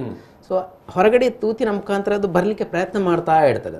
ಅಂಥ ಸಂದರ್ಭದಲ್ಲಿ ಗಾಳಿ ಆಡುವಾಗ ಕೆಲಸತಿ ಕುರುಕುರು ಶಬ್ದ ಬರುವ ಸಾಧ್ಯತೆ ಇರ್ತದೆ. ಒಂದು. ಇನ್ನು ಎರಡನೇದ್ದು, ನರ ಇರಿಟೇಷನ್ ಆಗಿ ಒಳಗಡೆ ನರಕ್ಕೆ ತೊಂದರೆ ಆದಾಗ ಸಹ ಆ ಥರ ಕುರುಕುರು ಶಬ್ದ ಬರ್ತದೆ. ಬಟ್ ಈಗ ಅವರಿಗೆ ಕಂಪ್ಲೀಟ್ಲಿ ಹೋಗಿದೆ ಅಂತ ಹೇಳೋದ್ರಿಂದ ಬಹುಶಃ ಕಿವಿನಿಂದಾಗಿ ಬಂದಿರುವಂಥದ್ದು. ಶಂಕರ್ ಅವರೇ, ಥ್ಯಾಂಕ್ ಯು, ಭಾರಿ ಖುಷಿ ಆಂಡ್ ಥ್ಯಾಂಕ್ ಯು. ಎರಡದೆಲ್ಲ ಸುಮಾರು ಮಾಹಿತಿ ತಿಕ್ಕಂಡು ಅಂತ ಸೊಲ್ಮೇಲೆ ಥ್ಯಾಂಕ್ ಯು. ಡಾಕ್ಟ್ರೆ, ಈಗ ನೀವು ಅವರನ್ನು 75 ವರ್ಷದವರನ್ನು ಯುವಕರು ಅಂತ ಹೇಳಿದ ವಿಚಾರಕ್ಕೆ ನಾನು ಮತ್ತೆ ಬರುವಂಥದ್ದು. ಆವಾಗ ಪ್ರಶ್ನೆ ಮಾಡಿದ ಪ್ರೇಮನಾಥ್ ಅವರು 50 ವರ್ಷ ಆಯಿತು ಅವರು ಎತ್ತಿದಂಥ ಪ್ರಶ್ನೆ. ಮತ್ತೆ ನೀವು ಈಗ ಇವರನ್ನು 75 ವರ್ಷದವರನ್ನು ಕೂಡ ಯುವಕರು ಅಂತ ಹೇಳುವಂಥದ್ದು. ನಾನು ಕಿವಿಯ ಆರೋಗ್ಯದ ದೃಷ್ಟಿಯಿಂದ ನೀವು ಒಂದು ಕಿವಿಯ ವಯಸ್ಸನ್ನು, ಕಿವಿಯ ಆರೋಗ್ಯದ ವಯಸ್ಸನ್ನು ಯಾವ ರೀತಿ ನೀವು ಕನ್ಸಿಡರ್ ಮಾಡ್ತೀರಿ? ನಿರ್ಧರಿಸುವುದು ಬಹಳ ಕಷ್ಟ. ಅಂದರೆ ಕಿವಿಯ ಆರೋಗ್ಯ ನಾನು ಹೇಳಿದಾಗೆ 40ರ ನಂತರ, ಅಂದರೆ ಪ್ರೆಸ್ ಬೈಕೋಸಿಸ್ ಅಂತೇಳಿ ಇದೆ, ಅಂದರೆ ವಯೋಸಹಜ ಆಗಿ ಬರುವಂಥ ಕಿವುಡುತನ. ಇದು ಏಜ್ ರಿಲೇಟೆಡ್ ಹಿಯರಿಂಗ್ ಲಾಸ್. ವಯೋಸಹಜವಾಗಿ ಬರುವಂಥ ಕಿವುಡುತನ ಅಂದರೆ ನಮಗೆ ಎಷ್ಟು ವಯಸ್ಸಿನ ಅಂದಾಜು? ಅದು ಕೆಲವರು 40 ವರ್ಷದಲ್ಲೇ ಶುರುವಾಗಬಹುದು. ಅದು ಅರ್ಲಿ ಆನ್ಸೆಟ್ ಅಂತ ಹೇಳ್ತೇವೆ. ಅದಕ್ಕೆ ಏನಾದರೂ ಒಂದು ಪರ್ಟಿಕ್ಯುಲರ್ ಹೆಚ್ಚಾಗಿ ಜೆನೆಟಿಕ್ ಪ್ರಿಡಿಸ್ಪೋಸಿಷನ್, ಅಂದರೆ ಅವರ ಅಜ್ಜನ ಕಾಲದಿಂದಲೂ ಅವರಿಗೆ ಸ್ವಲ್ಪ ಕಿವುಡುತನ ಬೇಗನೆ. ಕೆಲವರು ಪಕ್ಕ ಹೇಳ್ತಾರೆ, ಡಾಕ್ಟರ್ ನನ್ನ ಅಜ್ಜನಿಗೆ ಹಾಗಿತ್ತು, ಅಪ್ಪನಿಗೆ ಹಾಗಿತ್ತು, ಈಗ ನನಗೂ ಆಗಿದೆ. ಅದು ಇರ್ತದೆ ಒಂದು. ಅದು ಬಹುಶಃ ಇಂಥ ಕೇಸ್ಗಳನ್ನು ಮೇಡಮ್ ಜಾಸ್ತಿಯಾಗಿ ನೋಡಿರ್ತಾರೆ. ಯಾಕಂದರೆ ಅವರು ಸೀದಾ ಕಿವಿ ಟೆಸ್ಟಿಗೆ ಅಂತ ಹೇಳಿ, ಯಾಕಂದರೆ ಅವರಿಗೆ ಖಂಡಿತ ಬೇರೆ ಯಾವುದೇ ಸಮಸ್ಯೆ ಇರೋದಿಲ್ಲ, ಯಾವತ್ತು ಕಿವಿ ನೋವು ಬಂದಿರೋದಿಲ್ಲ, ಯಾವತ್ತು ಕಿವಿ ಇರೋದಿಲ್ಲ, ಬಟ್ ಒಂದೇ ಒಂದು ಸಮಸ್ಯೆ ಅವರಿಗೆ ಬಂದಿರೋದು ಕಿವಿದಂದರೆ ಕೇಳೋದು ಕಡಿಮೆ ಆಗಿರುವಂಥದ್ದು. ಹಾಗಾಗಿ ಅವರು ತಪಾಸಣೆ ಮಾಡಿದಾಗ ಅವರಿಗೆ 40 ವಯಸ್ಸಲ್ಲೇ ಬಂದರೂ ಅವರಿಗೆ 40% ಪ್ರಾಬ್ಲಮ್ ಇದೆ ಅಂತ ಹೇಳುವ ಸಾಧ್ಯತೆ ಇರ್ತದೆ. ಇದು ಒಂದು. ಇನ್ನು ಕೆಲವರಿಗೆ ಅದು ನಾವು ಕೆಲವರು ನೋಡಿರ್ತೇವೆ. 80 ವರ್ಷದವರು ನಮ್ಮ ಒಬ್ಬರು ಮಾಸ್ಟರ್ ಇದ್ದರು, ಅವರು 75 ವರ್ಷ ತನಕ ಅವರ ತಲೆ ಕೂದಲು ನರೆತಿರಲಿಲ್ಲ. ಹಾಗೆ ನಮ್ಗೆ ಎಲ್ಲರೂ ಹೇಳ್ತಿದ್ರೆ, ವೆಂಕಪ್ಪಯ್ಯ ಮಾಸ್ಟರ್ಗೆ ಇನ್ನೂ ಕೂಡ ತಲೆನ ಇನ್ನೂ ಕೂಡ ಕಪ್ಪಿದೆ ಅಂತ ಹೇಳಿ.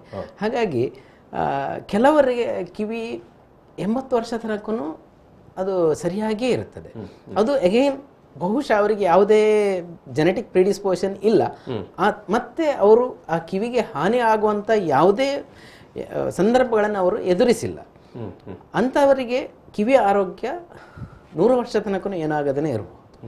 ಹಾಗಾಗಿ ಕಿವಿ ಬಹಳ ಒಂದು ವಿಚಿತ್ರವಾದ ಮತ್ತೊಂದು ಬಹಳ ಸೂಕ್ಷ್ಮವಾದ, ಅದರ ರಚನೆ ಎಷ್ಟು ಸೂಕ್ಷ್ಮ, ಅದರ ಕಾರ್ಯವೈಖರಿಯು ಅಷ್ಟೇ ಸಂಕೀರ್ಣ. ಅದು ಒಂದು ನಿಜವಾಗಿ ಪ್ರಕೃತಿಯ ಒಂದು ಅದ್ಭುತ ಅಂತಲೇ ನಾವು ಹೇಳ್ಬೋದು. ಕಿವಿ ಅನ್ನೋದೇ ಖಂಡಿತ ಅದೊಂದು ಅದ್ಭುತವಾದಂತ, ಯಾಕಂದ್ರೆ ಎಷ್ಟು ಮೆಲೋಡಿಯನ್ನು ಕೂಡ ನಾವು ಕೇಳ್ತೇವೆ, ಎಷ್ಟು ಕರ್ಕಶವನ್ನು ಕೂಡ ಕೇಳ್ತೇವೆ, ಎಲ್ಲವನ್ನು ಸಹಿಸಿಕೊಳ್ಳುತ್ತೆ ಕಿವಿ. ಎಸ್, ಕುದ್ರೋಳಿಯಿಂದ ಸುಧಾಕರ್ ಅವರು ಸಂಪರ್ಕದಲ್ಲಿದ್ದಾರೆ. ನಮಸ್ಕಾರ ಸರ್. ನಮಸ್ತೆ. ಡಾಕ್ಟರ್ ಇದ್ದಾರೆ ನಮ್ಮ ಜೊತೆಗೆ. ನಮಸ್ತೆ. ನನ್ನೊಂದು ಸಣ್ಣ ಪ್ರಾಬ್ಲಮ್. ಎಸ್ ಸರ್, ಖಂಡಿತ ಸುಧಾಕರ್ ಅವರೇ, ಕುದ್ರೋಳಿಯಿಂದ ಗೊತ್ತಾಯ್ತು, ಹೇಳಿ. ಈ ನನ್ನ ಬೆಳಿಗ್ಗೆ ನಾನು ನನ್ನೊಂದು ಅಭ್ಯಾಸ 3:30 ಗಂಟೆಗೆ ನಾನು ಏಳುವ ಅಭ್ಯಾಸ. ಬೆಳಿಗ್ಗೆ 3:30 ಗಂಟೆಗೆ? ಹೌದು. ಎಸ್. ಆ ಏಳುವ ಸಮಯದಲ್ಲಿ ನನ್ನ ಕಿವಿಯ ಒಳಗೆ ಒಂದು ದ್ರವದಾಗಿದೆ, ಅದು ಮೈನರ್ ಒಂದು ದ್ರವದಾಗೆ ಇದು ಬರ್ತದೆ, ಬರುದಿಲ್ಲ, ಆಗುದು ಫಸ್ಟ್ ಇದಾಗುದು, ದ್ರವ ಏನು ಬರುದಿಲ್ಲ, ಒಂದು ಪಚಪಚೆಯಾಗಿ ಒಂದು ಪ್ರಭು ನಿಮಗೊಂದು ಸೆನ್ಸೇಷನ್ ಆಗುವಂತದ್ದು. ಹೌದು ಹೌದು ಹೌದು, ದ್ರವ ಏನಿಲ್ಲ, ಒಂದು ಸೆನ್ಸೇಷನ್. ಅದರಿಂದ ನಮ್ಗೆ ಕೆಲವು ಮೆಡಿಟೇಷನ್ ಕೂತ್ಕೊಳ್ಳಿಕ್ಕೆ ಮತ್ತೆ ಬೇರೆ ಬೇರೆ ನನ್ನ ಕಾರ್ಯ ತೋರ್ತಾರೆ ಆಗ್ತದೆ. ಮತ್ತೆ ನಾನು ಹತ್ತಿಯಿಂದ ಅದನ್ನು ಸ್ವಲ್ಪ ಇದು ಮಾಡಿ ರಿಲ್ಯಾಕ್ಸ್ ಆಗ್ತದೆ. ಅದು ಎಂತದ್ದು ವಿಷಯ, ಬೆಳಿಗ್ಗೆ ಮಾತ್ರ. ಎಸ್, ಒಂದು ನಿಮಿಷ ಹಂಗೆ ಲೈನಲ್ಲಿ ರೀ ಸುಧಾಕರ್ ಅವರೇ. ಇದು ನನಗೆ ಬಹಳ ಕಷ್ಟದ ಪ್ರಶ್ನೆ ಕೇಳಿದ್ದಾರೆ ಸುಧಾಕರ್ ಅವರು. ಯಾಕಂದ್ರೆ ದಿನ ಬೆಳಿಗ್ಗೆ ಒಂದು ತೇವಾಂಶ ಇರುವಂಥದ್ದು, ಬಹುಶಃ ನಾನು ಇದನ್ನು ವ್ಯಾಕ್ಸಿನ್ಲಿ ಹೇಳ್ಬೋದು. ಇನ್ನು ಅವರಿಗೆ ಮೊದಲು ಏನಾದರೂ ಸಮಸ್ಯೆ ಇದೆ ಅಂತ ಹೇಳಿ ಆದರೆ, ಈಗ ಕಿವಿ ಸೋರುವ ಸಮಸ್ಯೆ ಯಾವತ್ತಾದ್ರೂ ಸುಧಾಕರ್ ಯಾವತ್ತಾದ್ರೂ ಕಿವಿ ಸೋರುವ ಸಮಸ್ಯೆ ಏನಾದರೂ ಇತ್ತ ಮೊದಲು? ಇಲ್ಲ. ಯಾವತ್ತಾದ್ರೂ ಇದಕ್ಕಿಂತ ಮೊದಲು ಅಂದ್ರೆ ಇಷ್ಟೇ ಇತ್ತು ನನಗೆ. ಸಾಧಾರಣ ಒಂದು ನೆನಪಿನಲ್ಲಿ ಒಂದು 10-15 ವರ್ಷದಿಂದ ನೆನಪು ಇದೇ ರೀತಿ ಆಗುದು. ಈಗ ಡಾಕ್ಟರ್ ಕೇಳುದು ಸುಧಾಕರ್ ಅವರೇ, ಕಿವಿ ಸೋರುವಂತದ್ದು, ಸೋರುವಿಕೆ ಅಂತ ಒಂದು ಉಂಟಲ್ಲ? Very good, touch wood. ಸರಿ, ಈಗ ಅವರಿಗೆ ಇರುವಂತದ್ದು ಬಹುಶಃ ಕಿವಿಯ ವ್ಯಾಕ್ಸ್. ಅಂದ್ರೆ ಇನ್ನೊಂದು, ನಾನು ವ್ಯಾಕ್ಸ್ ಬಗ್ಗೆ ಯಾವಾಗ ಹೇಳ್ತಾ ಇದ್ದೆ, ವ್ಯಾಕ್ಸ್ ದ್ರವಿಸುವ ಗ್ರಂಥಿಗಳು ನಮ್ಮ ಸ್ವೇದ ಗ್ರಂಥಿಯ ಒಂದು ರೂಪಾಂತರ ಆಗಿರುವಂಥದ್ದು. ನಮ್ಮ ಬೆವರು ಏನು ಸುರಿಸ್ತವೆ ಅದೇ ಥರದ ಗ್ರಂಥಿಯಿಂದ ವ್ಯಾಕ್ಸ್ ಬರುವಂಥದ್ದು ಕಿವಿಯಲ್ಲಿ. ಹಾಗಾಗಿ ಕೆಲವರಿಗೆ ಸ್ವಲ್ಪ ಬೆವರಿದವರಿಗೆ, ಜಾಸ್ತಿ ಬೆವರಿಗೆ ವ್ಯಾಕ್ಸ್ ಉತ್ಪತ್ತಿ ಆಗುವ ಸಾಧ್ಯತೆಯೂ ಜಾಸ್ತಿ. ಹಾಗಾಗಿ ರಾತ್ರಿ ಮಲಗಿರಬೇಕಾದ್ರೆ ಏನಲ್ಲಿ ಉತ್ಪತ್ತಿ ಆಗಿರೋ ದ್ರವ ಏನಿದೆ, ಬೆಳಿಗ್ಗೆ ಎದ್ದಾಗ ಅವರಿಗೇನೋ ಕಿರಿಕಿರಿ ಆದಾಗೆ ಅನ್ನಿಸ್ತದೆ. ಹಾಗೆ ಒಂದು ಸಾಧ್ಯತೆ, ಬಹಳ ಪಾಸಿಬಲ್ ಇರುವಂಥ ಸಾಧ್ಯತೆ ಅದು. ಇನ್ನು ಖಚಿತವಾಗಿ ಅದನ್ನು ಇಂಥದ್ದೇ ಅಂತ ಹೇಳೋದು ನೋಡದೆ ಬಹಳ ಕಷ್ಟ. ಅಲ್ಲಿ ಬೇರೆ ಯಾವುದೇ ಸಮಸ್ಯೆ ಇಲ್ಲದಿರೋದ್ರಿಂದ, ಬೇರೆ ಅಂದರೆ ಈಗ ಕಿವಿ ತಮಟೆಯಲ್ಲಿ ತೂತಿರುವಂಥ ಸಾಧ್ಯತೆ ಎಲ್ಲ ಕಡಿಮೆ ಅಂತಲೇ ನಾನು ಹೇಳ್ಬೋದು. ಹಾಗಾಗಿ ಬಹುಶಃ ಇವರು ನಿರಾತಂಕವಾಗಿ ಇರಿ ಅಂತ ನಾನು ಹೇಳ ಬಯಸ್ತೇನೆ. ಸಾಧ್ಯ ಇದ್ದರೆ ಒಮ್ಮೆ ತಜ್ಞ ವೈದ್ಯರನ್ನು ಸಂಪರ್ಕಿಸಿದರೆ ಆವಾಗ ಸಂಶಯ ಪೂರ್ತಿಯಾಗಿ ನಿವಾರಣೆ ಆಗ್ತದೆ. ಸುಧಾಕರ್ ಅವರೇ, ಎಸ್, ಒಂದು ಬಾರಿ ನಿಮ್ಮ ಇಷ್ಟದ, ನಿಮ್ಮ ಖುಷಿಯ ತಜ್ಞ ವೈದ್ಯರನ್ನು ಭೇಟಿ ಮಾಡಬೇಕಂತ ಡಾಕ್ಟರ್ ಹೇಳ್ತಾ ಇದ್ದಾರೆ. ತುಂಬ ಖುಷಿ ಆಯ್ತು ಕಾಲ್ ಮಾಡಿದ್ದು ನೀವು. ನಾನು ನೋಡ್ತೇನೆ ಆರೋಗ್ಯ ಬೇರೆಯವ್ರದೆಲ್ಲ ಪ್ರಾಬ್ಲಮ್, ನನಗೆ ಏನು ಪ್ರಾಬ್ಲಮ್ ಇಲ್ಲ, ಏನು ಕಾಯಿಲೆ ಎಂತ. ಎಷ್ಟು ವಯಸ್ಸೆಷ್ಟು ಸುಧಾಕರ್ ಅವರೇ ಏಜ್ ಎಷ್ಟು ತಮ್ದು? 71. ಓ ಗ್ರೇಟ್, ಆರೋಗ್ಯವಾಗಿದ್ದೀರಿ, ಅದೇ ರೀತಿ ಇರಬೇಕು. ಆರೋಗ್ಯ ನನಗೆ ಇದೊಂದು ಸಣ್ಣ ಕಿರಿಕಿರಿ ಆಗುದು ಬೆಳಿಗ್ಗೆ ಏಳುವಾಗ, ಇದೊಂದು ಕಿರಿಕಿರಿ, ಅದು ಡಾಕ್ಟರ್ ಮಾಡ್ತೇನೆ. ಏನು ಮಾಡೋ ಅವಶ್ಯಕತೆ ಉಪಕಾರ. ಧನ್ಯವಾದ. ಧನ್ಯವಾದ ಕರೆ ಮಾಡೋದಕ್ಕೆ. Thank you. ಎಸ್, ನಾನು ಶ್ವೇತಾ ಮೇಡಮ್ ಅವರೇ, ಆಗ ನಾವು ಮಾತುಕತೆಯಲ್ಲಿ ಸ್ವಲ್ಪ ವಿಚಾರಗಳು ಮಾತಾಡಿ ಮತ್ತೆ ಅದು ಮಧ್ಯೆ ಬಾಕಿ ಆಯಿತು. ಕಿವಿಯ ಈ ಕೇಳುವ ವಿಚಾರದಲ್ಲಿ ಬೇರೆ ಬೇರೆ ಹಂತಗಳನ್ನು ನೀವು ಮಾತಾಡ್ತಾ ಇದ್ದೀರಿ. ಈಗ ಕಿವಿದು ಹೊರಭಾಗ ಅಂತ ಹೇಳ್ತೀವಿ ನಾವು, ತಮಟೆ ಅಥವಾ ಮಧ್ಯಭಾಗ ಅಂತ ಹೇಳ್ತೀವಿ. ಅಲ್ಲಿ ಏನಾದರೂ ಈಗ ಕಿವಿದು ಕಾಯ, ಈಗ ವ್ಯಾಕ್ಸ್ ಅಂತ ಹೇಳಿದ್ರು, ಅದು ಅಲ್ಲಿ ಅಂಟಿ ಹೋಗಿ ನಿಂತು ಕಿವಿ ಬ್ಲಾಕ್ ಆಗೋದು, ಅಥವಾ ಒಳಗಡೆ ಇನ್ಫೆಕ್ಷನ್ ಆಗಿ ಅಲ್ಲಿ ಮಧ್ಯ ಕಿವಿಯಲ್ಲಿ ಬ್ಲಾಕ್ ಆಗೋದು, ಅಲ್ಲಿಂದ ತಮಟೆ ತೂತಾಗಿ ಕಿವಿಯಿಂದ ಇನ್ಫೆಕ್ಷನ್ ಹೊರಗೆ ಬರೋದು, ಇದು ನಾವು ಕಂಡಕ್ಟಿವ್ ಲಾಸ್ ಅಂತ ಹೇಳ್ತೇವೆ. ಇದು ಸಾಧಾರಣ ಚಿಕ್ಕ ಮಕ್ಕಳಲ್ಲೂ ಕಾಣ್ಬೋದು, ದೊಡ್ಡವರಲ್ಲೂ ಕಾಣ್ತದೆ. ಈ ತರ ವಿಷಯ ಇರುವಾಗ ನಾವು ಯೂಶ್ವಲಿ ಇದನ್ನು ಕಿವಿ ಸೋರ್ತದೆ ಅಥವಾ ಕಿವಿಯಲ್ಲಿ ಏನಾದರೂ ಇರಿಟೇಷನ್ನು, ನೋವು ಆ ಥರ ಎಲ್ಲ ಕಂಪ್ಲೇಂಟ್ ಮಾಡಿ ಪೇಷಂಟ್ಸಿಂದ ಆ ಥರ ಏನಾದರೂ ತೊಂದರೆ ಇದ್ದರೆ ನಾವು ENT ಕಳಿಸಿ, ಅಲ್ಲಿಂದ ಅವರು ಅದಕ್ಕೆ ಎಷ್ಟು ಕಿವಿ ಶ್ರವಣ ಶಕ್ತಿ ಇದೆ ಪೇಷಂಟಿಗೆ ಅಂತ ನಮ್ಮ ಡಿಪಾರ್ಟ್ಮೆಂಟ್ ಅಂದರೆ ನಾವು ಆಡಿಯಾಲಜಿ ಅಥವಾ ಸ್ಪೀಚ್ ಆ್ಯಂಡ್ ಹಿಯರಿಂಗಲ್ಲಿ ನಾವು ಅದನ್ನು ಪರೀಕ್ಷೆ ಮಾಡಿಸ್ತೇವೆ.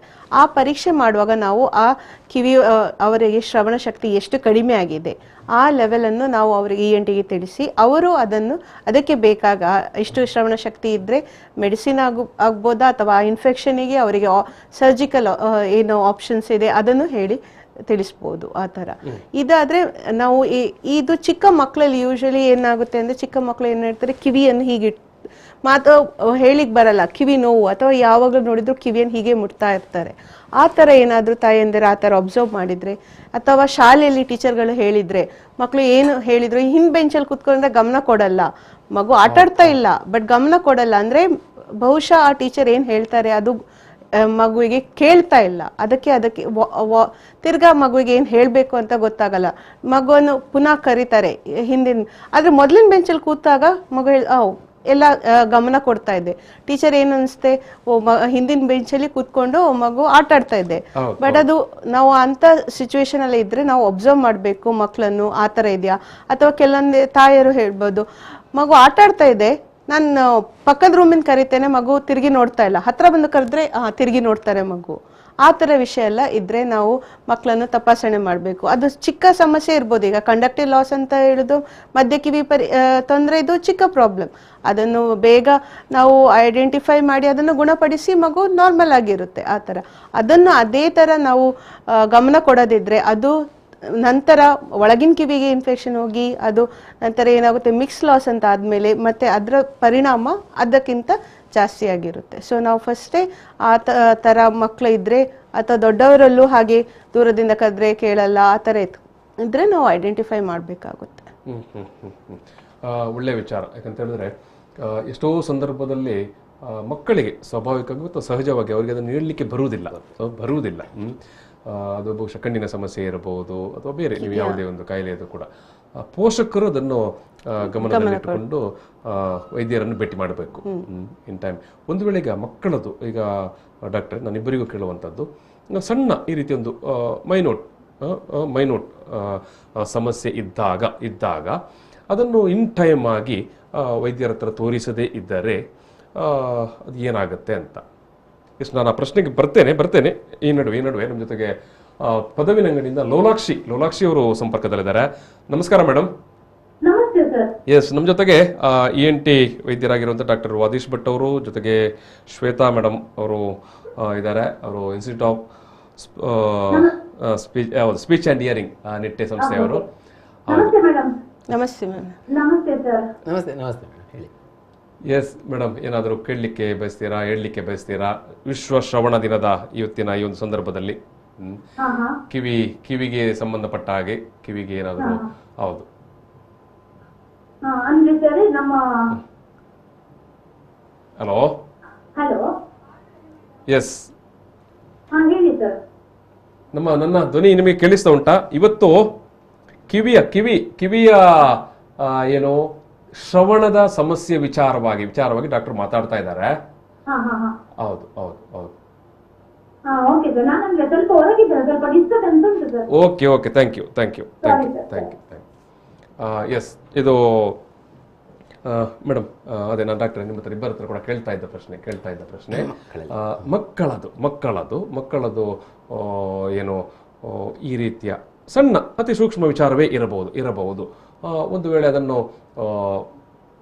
ನೆಗ್ಲೆಕ್ಟ್ ಮಾಡಿದ್ದೇ ಆದರೆ ಅದು ಮುಂದಕ್ಕೆ ಸಮಸ್ಯೆ ಆಗತ್ತಾ, ಅಥವಾ ಅದೊಂದು ಸಣ್ಣ ಸಮಸ್ಯೆ ಅದು ಮುಂದಕ್ಕೆ ಏನು ಆಗ್ಲಿಕ್ಕೆ ಇಲ್ಲ ಅಂತ ಬಿಟ್ಟು ಬಿಡೋದಾ? ಮೇಡಮ್ ಆಲ್ರೆಡಿ ಒಂದು ಹೇಳಿದ್ರು, ಅದನ್ನೇ ನಾನು ಸ್ವಲ್ಪ ಮುಂದುವರಿಸಿ ಮತ್ತೆ ಮೇಡಮ್ಗೆ ಅದನ್ನು ತಿರುಗಿಸಿ ಕೊಡ್ತೇನೆ ಪ್ರಶ್ನೆಯನ್ನು. ಈಗ ಸಣ್ಣ ಮಕ್ಕಳಲ್ಲಿ ಎರಡು ರೀತಿಯ ಸಮಸ್ಯೆ ನಾವು ಬರ್ಬೋದು. ಒಂದು ಕಂಡಕ್ಟಿವ್ ಅಂತ ಹೇಳಿದರೆ, ಯಾಕೆಂದರೆ ಮಗುವಿಗೆ ಶೀತ ಸಾಮಾನ್ಯವಾಗಿ ಆಗ್ತಾ ಇರ್ತದೆ. ಇನ್ನೊಂದಂದರೆ ಮೂಗಿನ ಹಿಂಭಾಗದಿಂದ ಅಡಿನಾಯ್ಡ್ ಅಂತ ಹೇಳುವಂಥ ಒಂದು ಮಾಂಸ ಇರ್ತದೆ, ನಮ್ಮ ಬಾಯಲ್ಲಿ ಟಾನ್ಸಿಲ್ ಇದ್ದಾಗ ಅಡಿನಾಯ್ಡ್ ಅಂತ.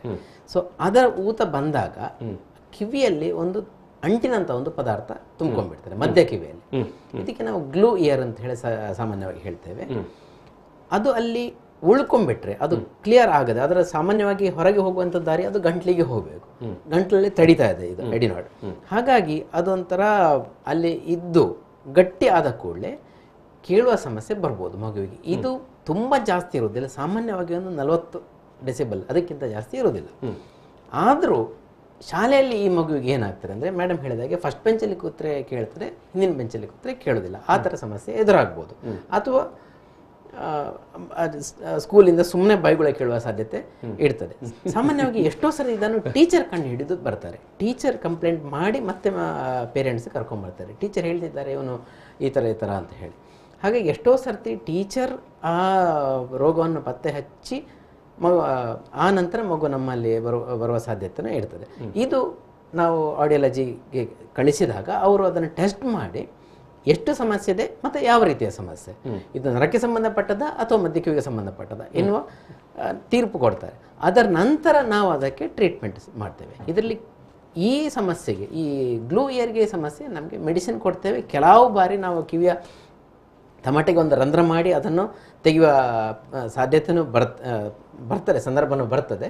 ಇನ್ನು ಕೆಲಸ ಅದಕ್ಕೆ ಏನು ಮುಖ್ಯ ಕಾರಣ ಇರ್ತದೆ ಅಡಿನಾಯ್ಡ್ ಹೇಳುವಂಥದ್ದು, ಅದನ್ನು ತೆಗೆದ ಕೂಡಲೇ ಇದು ಕ್ಲಿಯರ್ ಆಗ್ತದೆ. ಇನ್ನು ಎರಡನೇದ್ದು, ಇದು ಒಂದು ರೀತಿಯ ಸಮಸ್ಯೆ ಇದೆ. ಇನ್ನು ಎರಡನೇದ್ದು ನರಕ್ಕೆ ಸಂಬಂಧಪಟ್ಟದ್ದು. ಬಹುಶಃ ಇದರ ಬಗ್ಗೆ ಮೇಡಮ್ ಹೇಳ್ಬೋದು ಅಂತ ಹೇಳಿ. ಎಸ್ ಮೇಡಮ್, ನರಕ್ಕೆ ಸಂಬಂಧಪಟ್ಟಾಗಿ ಈಗ ಚಿಕ್ಕ ಮಕ್ಕಳಲ್ಲಿ ಹುಟ್ಟಿನಿಂದ ಈಗ ಅವರಿಗೆ ಕೇಳಲ್ಲ. ಈಗ ನಾವು ಏನ್ ಮಾಡ್ತೇವೆ ನಮ್ಮ ಆಸ್ಪತ್ರೆಯಲ್ಲಿ, ಈಗ ನ್ಯೂಬೋರ್ನ್ ಸ್ಕ್ರೀನಿಂಗ್ ಅಂತ ಮಾಡ್ತೇವೆ. ಅಂದ್ರೆ ಹುಟ್ಟಿ ಮಗು ಡಿಸ್ಚಾರ್ಜ್ ಆಗುವ ಮೊದಲು, ಅಂದ್ರೆ 3 ದಿನ ಮಗು ಇರುತ್ತೆ ನಾರ್ಮಲ್ ಡೆಲಿವರಿ ಆದ್ರೆ, ಆ 3 ದಿನ ಒಳಗಡೆ ನಾವು ಮಗುವನ್ನು ಟೆಸ್ಟ್ ಮಾಡಿ ಕಿವಿ ಪರೀಕ್ಷೆ ಮಾಡಿ, ಅದು ಸಾಧಾರಣ ಪರೀಕ್ಷೆ, ಒಂದು ಕಿವಿ ಒಳಗಡೆ ನಾವು ಒಂದು ಇಯರ್ಬಡ್ಸ್ ತರ ಒಂದು ಇಡ್ತೇವೆ, ಅದನ್ನು ನಾವು OE ಟೆಸ್ಟ್ ಅಂತ ಹೇಳ್ತೇವೆ.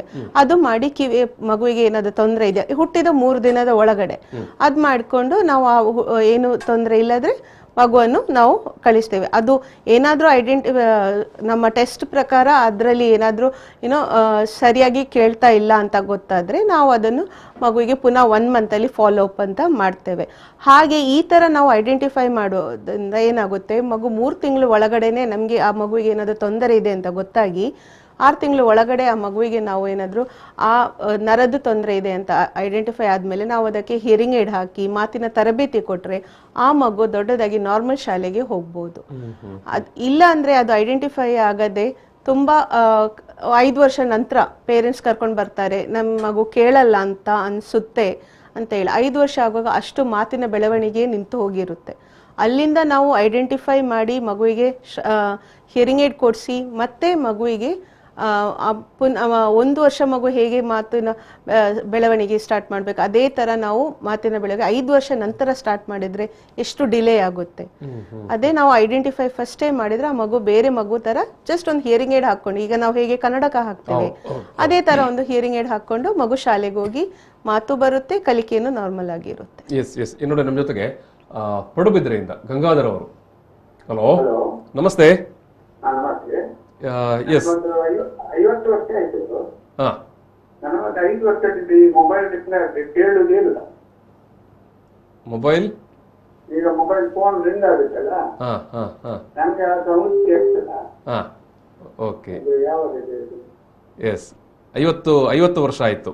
ಎಸ್ ಡಾಕ್ಟರ್, ಎಸ್ ಹಾಗೆ ಲೈನಲ್ಲಿ ರೀ ಡಾಕ್ಟರ್ ಹೇಳ್ತಾರೆ 50 ವರ್ಷ ಮೊಬೈಲ್ ಫೋನ್ ರಿಂಗ್ ಆಗೋದಿಲ್ಲ. ಸೊ ಅದರ ಅರ್ಥ ಬಾಕಿದೆಲ್ಲ ಅವರಿಗೆ ಕೇಳ್ತಾರೆ ಅಂತ ನಾವು ತಿಳ್ಕೊಂಡ್ರು. ಒಂದು ನಿಮಿಷ ಅವ್ರಿಗೆ ಕೇಳುವ. ಇದು ಗಂಗಾಧರ್ ಅವರೇ, ಈಗ ಬೇರೆ ನಿಮ್ಗೆ ಶಬ್ದಗಳೆಲ್ಲ ಸರಿಯಾಗಿ ಕೇಳುತ್ತಾ? ಈಗ ನಮ್ಗೆ ದೂರದಲ್ಲಿ ಯಾರಾದ್ರೂ ಕರೀದ್ರೆ ನಾನು ಮಾತಾಡುವಾಗ ಅಬ್ಸರ್ವ್ ಮಾಡ್ತೇನೆ, ಇವರು ಈ ರೀತಿ ಕರೀತೀರಾ ಅಂತ. ಒಂದು 5-6 ಜನರ ಹತ್ರ ಮಾತಾಡುವಾಗ ಅವ್ರು ಹೇಳ್ತಾರೆ ಫೋನ್ ರಿಂಗ್ ಆಗ್ತಾ ಉಂಟು. ಸಾಧ್ಯತೆ ಮೇಡಮ್ ಇದೀಗ ಹೋಗಬಹುದು ಹೈ ಫ್ರೀಕ್ವೆನ್ಸಿ ಹಿಯರಿಂಗ್ ಲಾಸ್ ಅಂತ ಹೇಳಿ. ಅಂದ್ರೆ ನಮ್ಗೆ ಹಿಯರಿಂಗ್ ನಮ್ಮ ಕೇಳುವುದು ನಾವೀಗ ಏನು ಮಾತಾಡ್ತೇವೆ ಇದೊಂದು ಮಿಕ್ಸ್, ಈಗ ಬೇರೆ ಬೇರೆ ಫ್ರೀಕ್ವೆನ್ಸಿಯ ಮಿಕ್ಸ್ಚರ್ ಆಗಿರ್ತದೆ. ಈ ರಿಂಗ್ ಟೋನ್ಗಳೆಲ್ಲ ಸಾಮಾನ್ಯವಾಗಿ ಹೈ ಫ್ರೀಕ್ವೆನ್ಸಿ ಇರ್ತದೆ. ಹಾಗಾಗಿ ಎಷ್ಟೋ ಸರ್ತಿ ಇದಾಗ್ತದೆ, ಕೆಲವರು ನನಗೆ ಮ್ಯೂಸಿಕ್ ಅರ್ಥ ಆಗುದಿಲ್ಲ ಡಾಕ್ಟರ್ ಅಂತ ಹೇಳ್ತಾರೆ. ಅದೇನಂದ್ರೆ ಅದು ಹೈ ಫ್ರೀಕ್ವೆನ್ಸಿ ಇರ್ತದೆ. ಲೋ ಫ್ರೀಕ್ವೆನ್ಸಿ ಎಲ್ಲ ಕೇಳ್ತದೆ. ಇನ್ನು ಕೆಲವರಿಗೆ ಇನ್ನೊಂದು ಲೇಡೀಸ್ ವಾಯ್ಸ್ಗೆ ಅರ್ಥ ಆಗುದಿಲ್ಲ, ಅವ್ರಿಗೆ ಸಮಸ್ಯೆ ಬರೋದಲ್ಲಿಂದ ನನಗೆ ಹೆಂಡತಿ ಮಾತಾಡೋದು ಕೇಳ್ತಾ ಇಲ್ಲ, ಬೇರೆದೆಲ್ಲ ಕೇಳ್ತಾರೆ ಅಂತ ಹೇಳಿ ಮತ್ತೆ ಹೆಂಡತಿ ಅಂತ ಬಯಸ್ಕೊಳ್ಳೋ, ಯಾಕಂದ್ರೆ ಲೇಡೀಸ್ ವಾಯ್ಸ್ ಸ್ವಲ್ಪ ಹೈ ಪಿಚ್ ಇರ್ತದೆ ಫ್ರೀಕ್ವೆನ್ಸಿ. ಸೊ ಇದೊಂದು ಆ ಥರ ಇರಬಹುದು ಅಂತ ಹೇಳಿ ಅನಿಸ್ತದೆ. ಯಾಕಂದ್ರೆ ಅವರಿಗೆ ದೂರದ್ದು ಅರ್ಥನೂ ಆಗ್ತಾ ಇಲ್ಲ. ಸೊ ಇಟ್ ಮೀನ್ಸ್ ಅದು ನರಕ್ಕೆ ಸಂಬಂಧಪಟ್ಟು ಸಾರಿ ದೂರದ್ದು ಅರ್ಥ ಆಗ್ತಿಲ್ಲ, ಕೇಳ್ತದೆ ಬಟ್ ಅರ್ಥ ಆಗ್ತಿಲ್ಲ. ಸ್ಪೆಸಿಫಿಕ್ ಆಗಿ ರಿಂಗ್ ಟೋನ್ ಬರೋದಿಲ್ಲ, ಅಂದ್ರೆ ಹೈ ಫ್ರೀಕ್ವೆನ್ಸಿ ಇದೆ. ಸೊ ಬಹುಶಃ ಇದು ಹೈ ಫ್ರೀಕ್ವೆನ್ಸಿ ನರ್ವ್ ಡೆಫ್ನೆಸ್ ಇರಬಹುದು ಅಂತ ಹೇಳಿ ಅವರು ಆದಷ್ಟು ಬೇಗ ಒಮ್ಮೆ ಶ್ರವಣ ತಪಾಸಣೆ ಮಾಡಿಸ್ಬೇಕು. ಸಾಧ್ಯವಾದ್ರೆ ENT ತಜ್ಞರನ್ನು ನೋಡಿ ಕಿವಿಯ ತಮಟೆ ಸರಿ ಇದೆ ಅಂತ ಹೇಳಿ ನೋಡಿಕೊಂಡು ಮುಂದೆ ಶ್ರವಣ ತಪಾಸಣೆ ಮಾಡಲೇಬೇಕಾಗುತ್ತೆ. ಯಾಕಂದ್ರೆ ಏಜ್ ಕೂಡ. ಗಂಗಾಧರ್ ಅವರೇ, ಥ್ಯಾಂಕ್ ಯು. ಎಸ್, ಹಾಗಿದ್ರೆ ತಪಾಸಣೆ ಮಾಡಬೇಕಂತ ಮುನ್ಸೂಚನೆ ಕೂಡ ಖಂಡಿತ ಅದೊಂದು ಮುನ್ಸೂಚನೆ. ಈಗ ನೀವು ಆರಂಭದಲ್ಲಿ ಒಂದು ಮಾತು ಕೂಡ ಹೇಳಿದ್ರಿ, ಕೆಲವರ ಕಿವಿ ಅಥವಾ ಶ್ರವಣ ವಿಚಾರ ಅದು ಅವರು 80ರ ತನಕ ವಯಸ್ಸಾದರೂ ಕೂಡ ಏನು ಸಮಸ್ಯೆ ಬಂದಿರುವುದಿಲ್ಲ ಅಂತ. ಈಗ ಇನ್ನೂ ಸ್ವಲ್ಪ ವಯಸ್ಸು ದಾಟಿದವರು ನಮ್ಮ ನಡುವೆ ಇದ್ದರೆ 80-85 ಆಸುಪಾಸಿನಲ್ಲಿ, ಅವರಿಗೆ ವಯೋಸಹಜವಾಗಿ ಸ್ವಲ್ಪ ಕಿವಿಯದ್ದು ಸಮಸ್ಯೆ ಕಾಡುತ್ತೆ. ಅಂಥ ಸಂದರ್ಭದಲ್ಲಿ ಅದನ್ನು ಅವರು ಇದು ವಯಸ್ಸಾಯಿತು ಅಂತ ಬಿಟ್ಟು ಬಿಡಬೇಕಾ, ತಪಾಸಣೆ ಮಾಡಬೇಕಾ?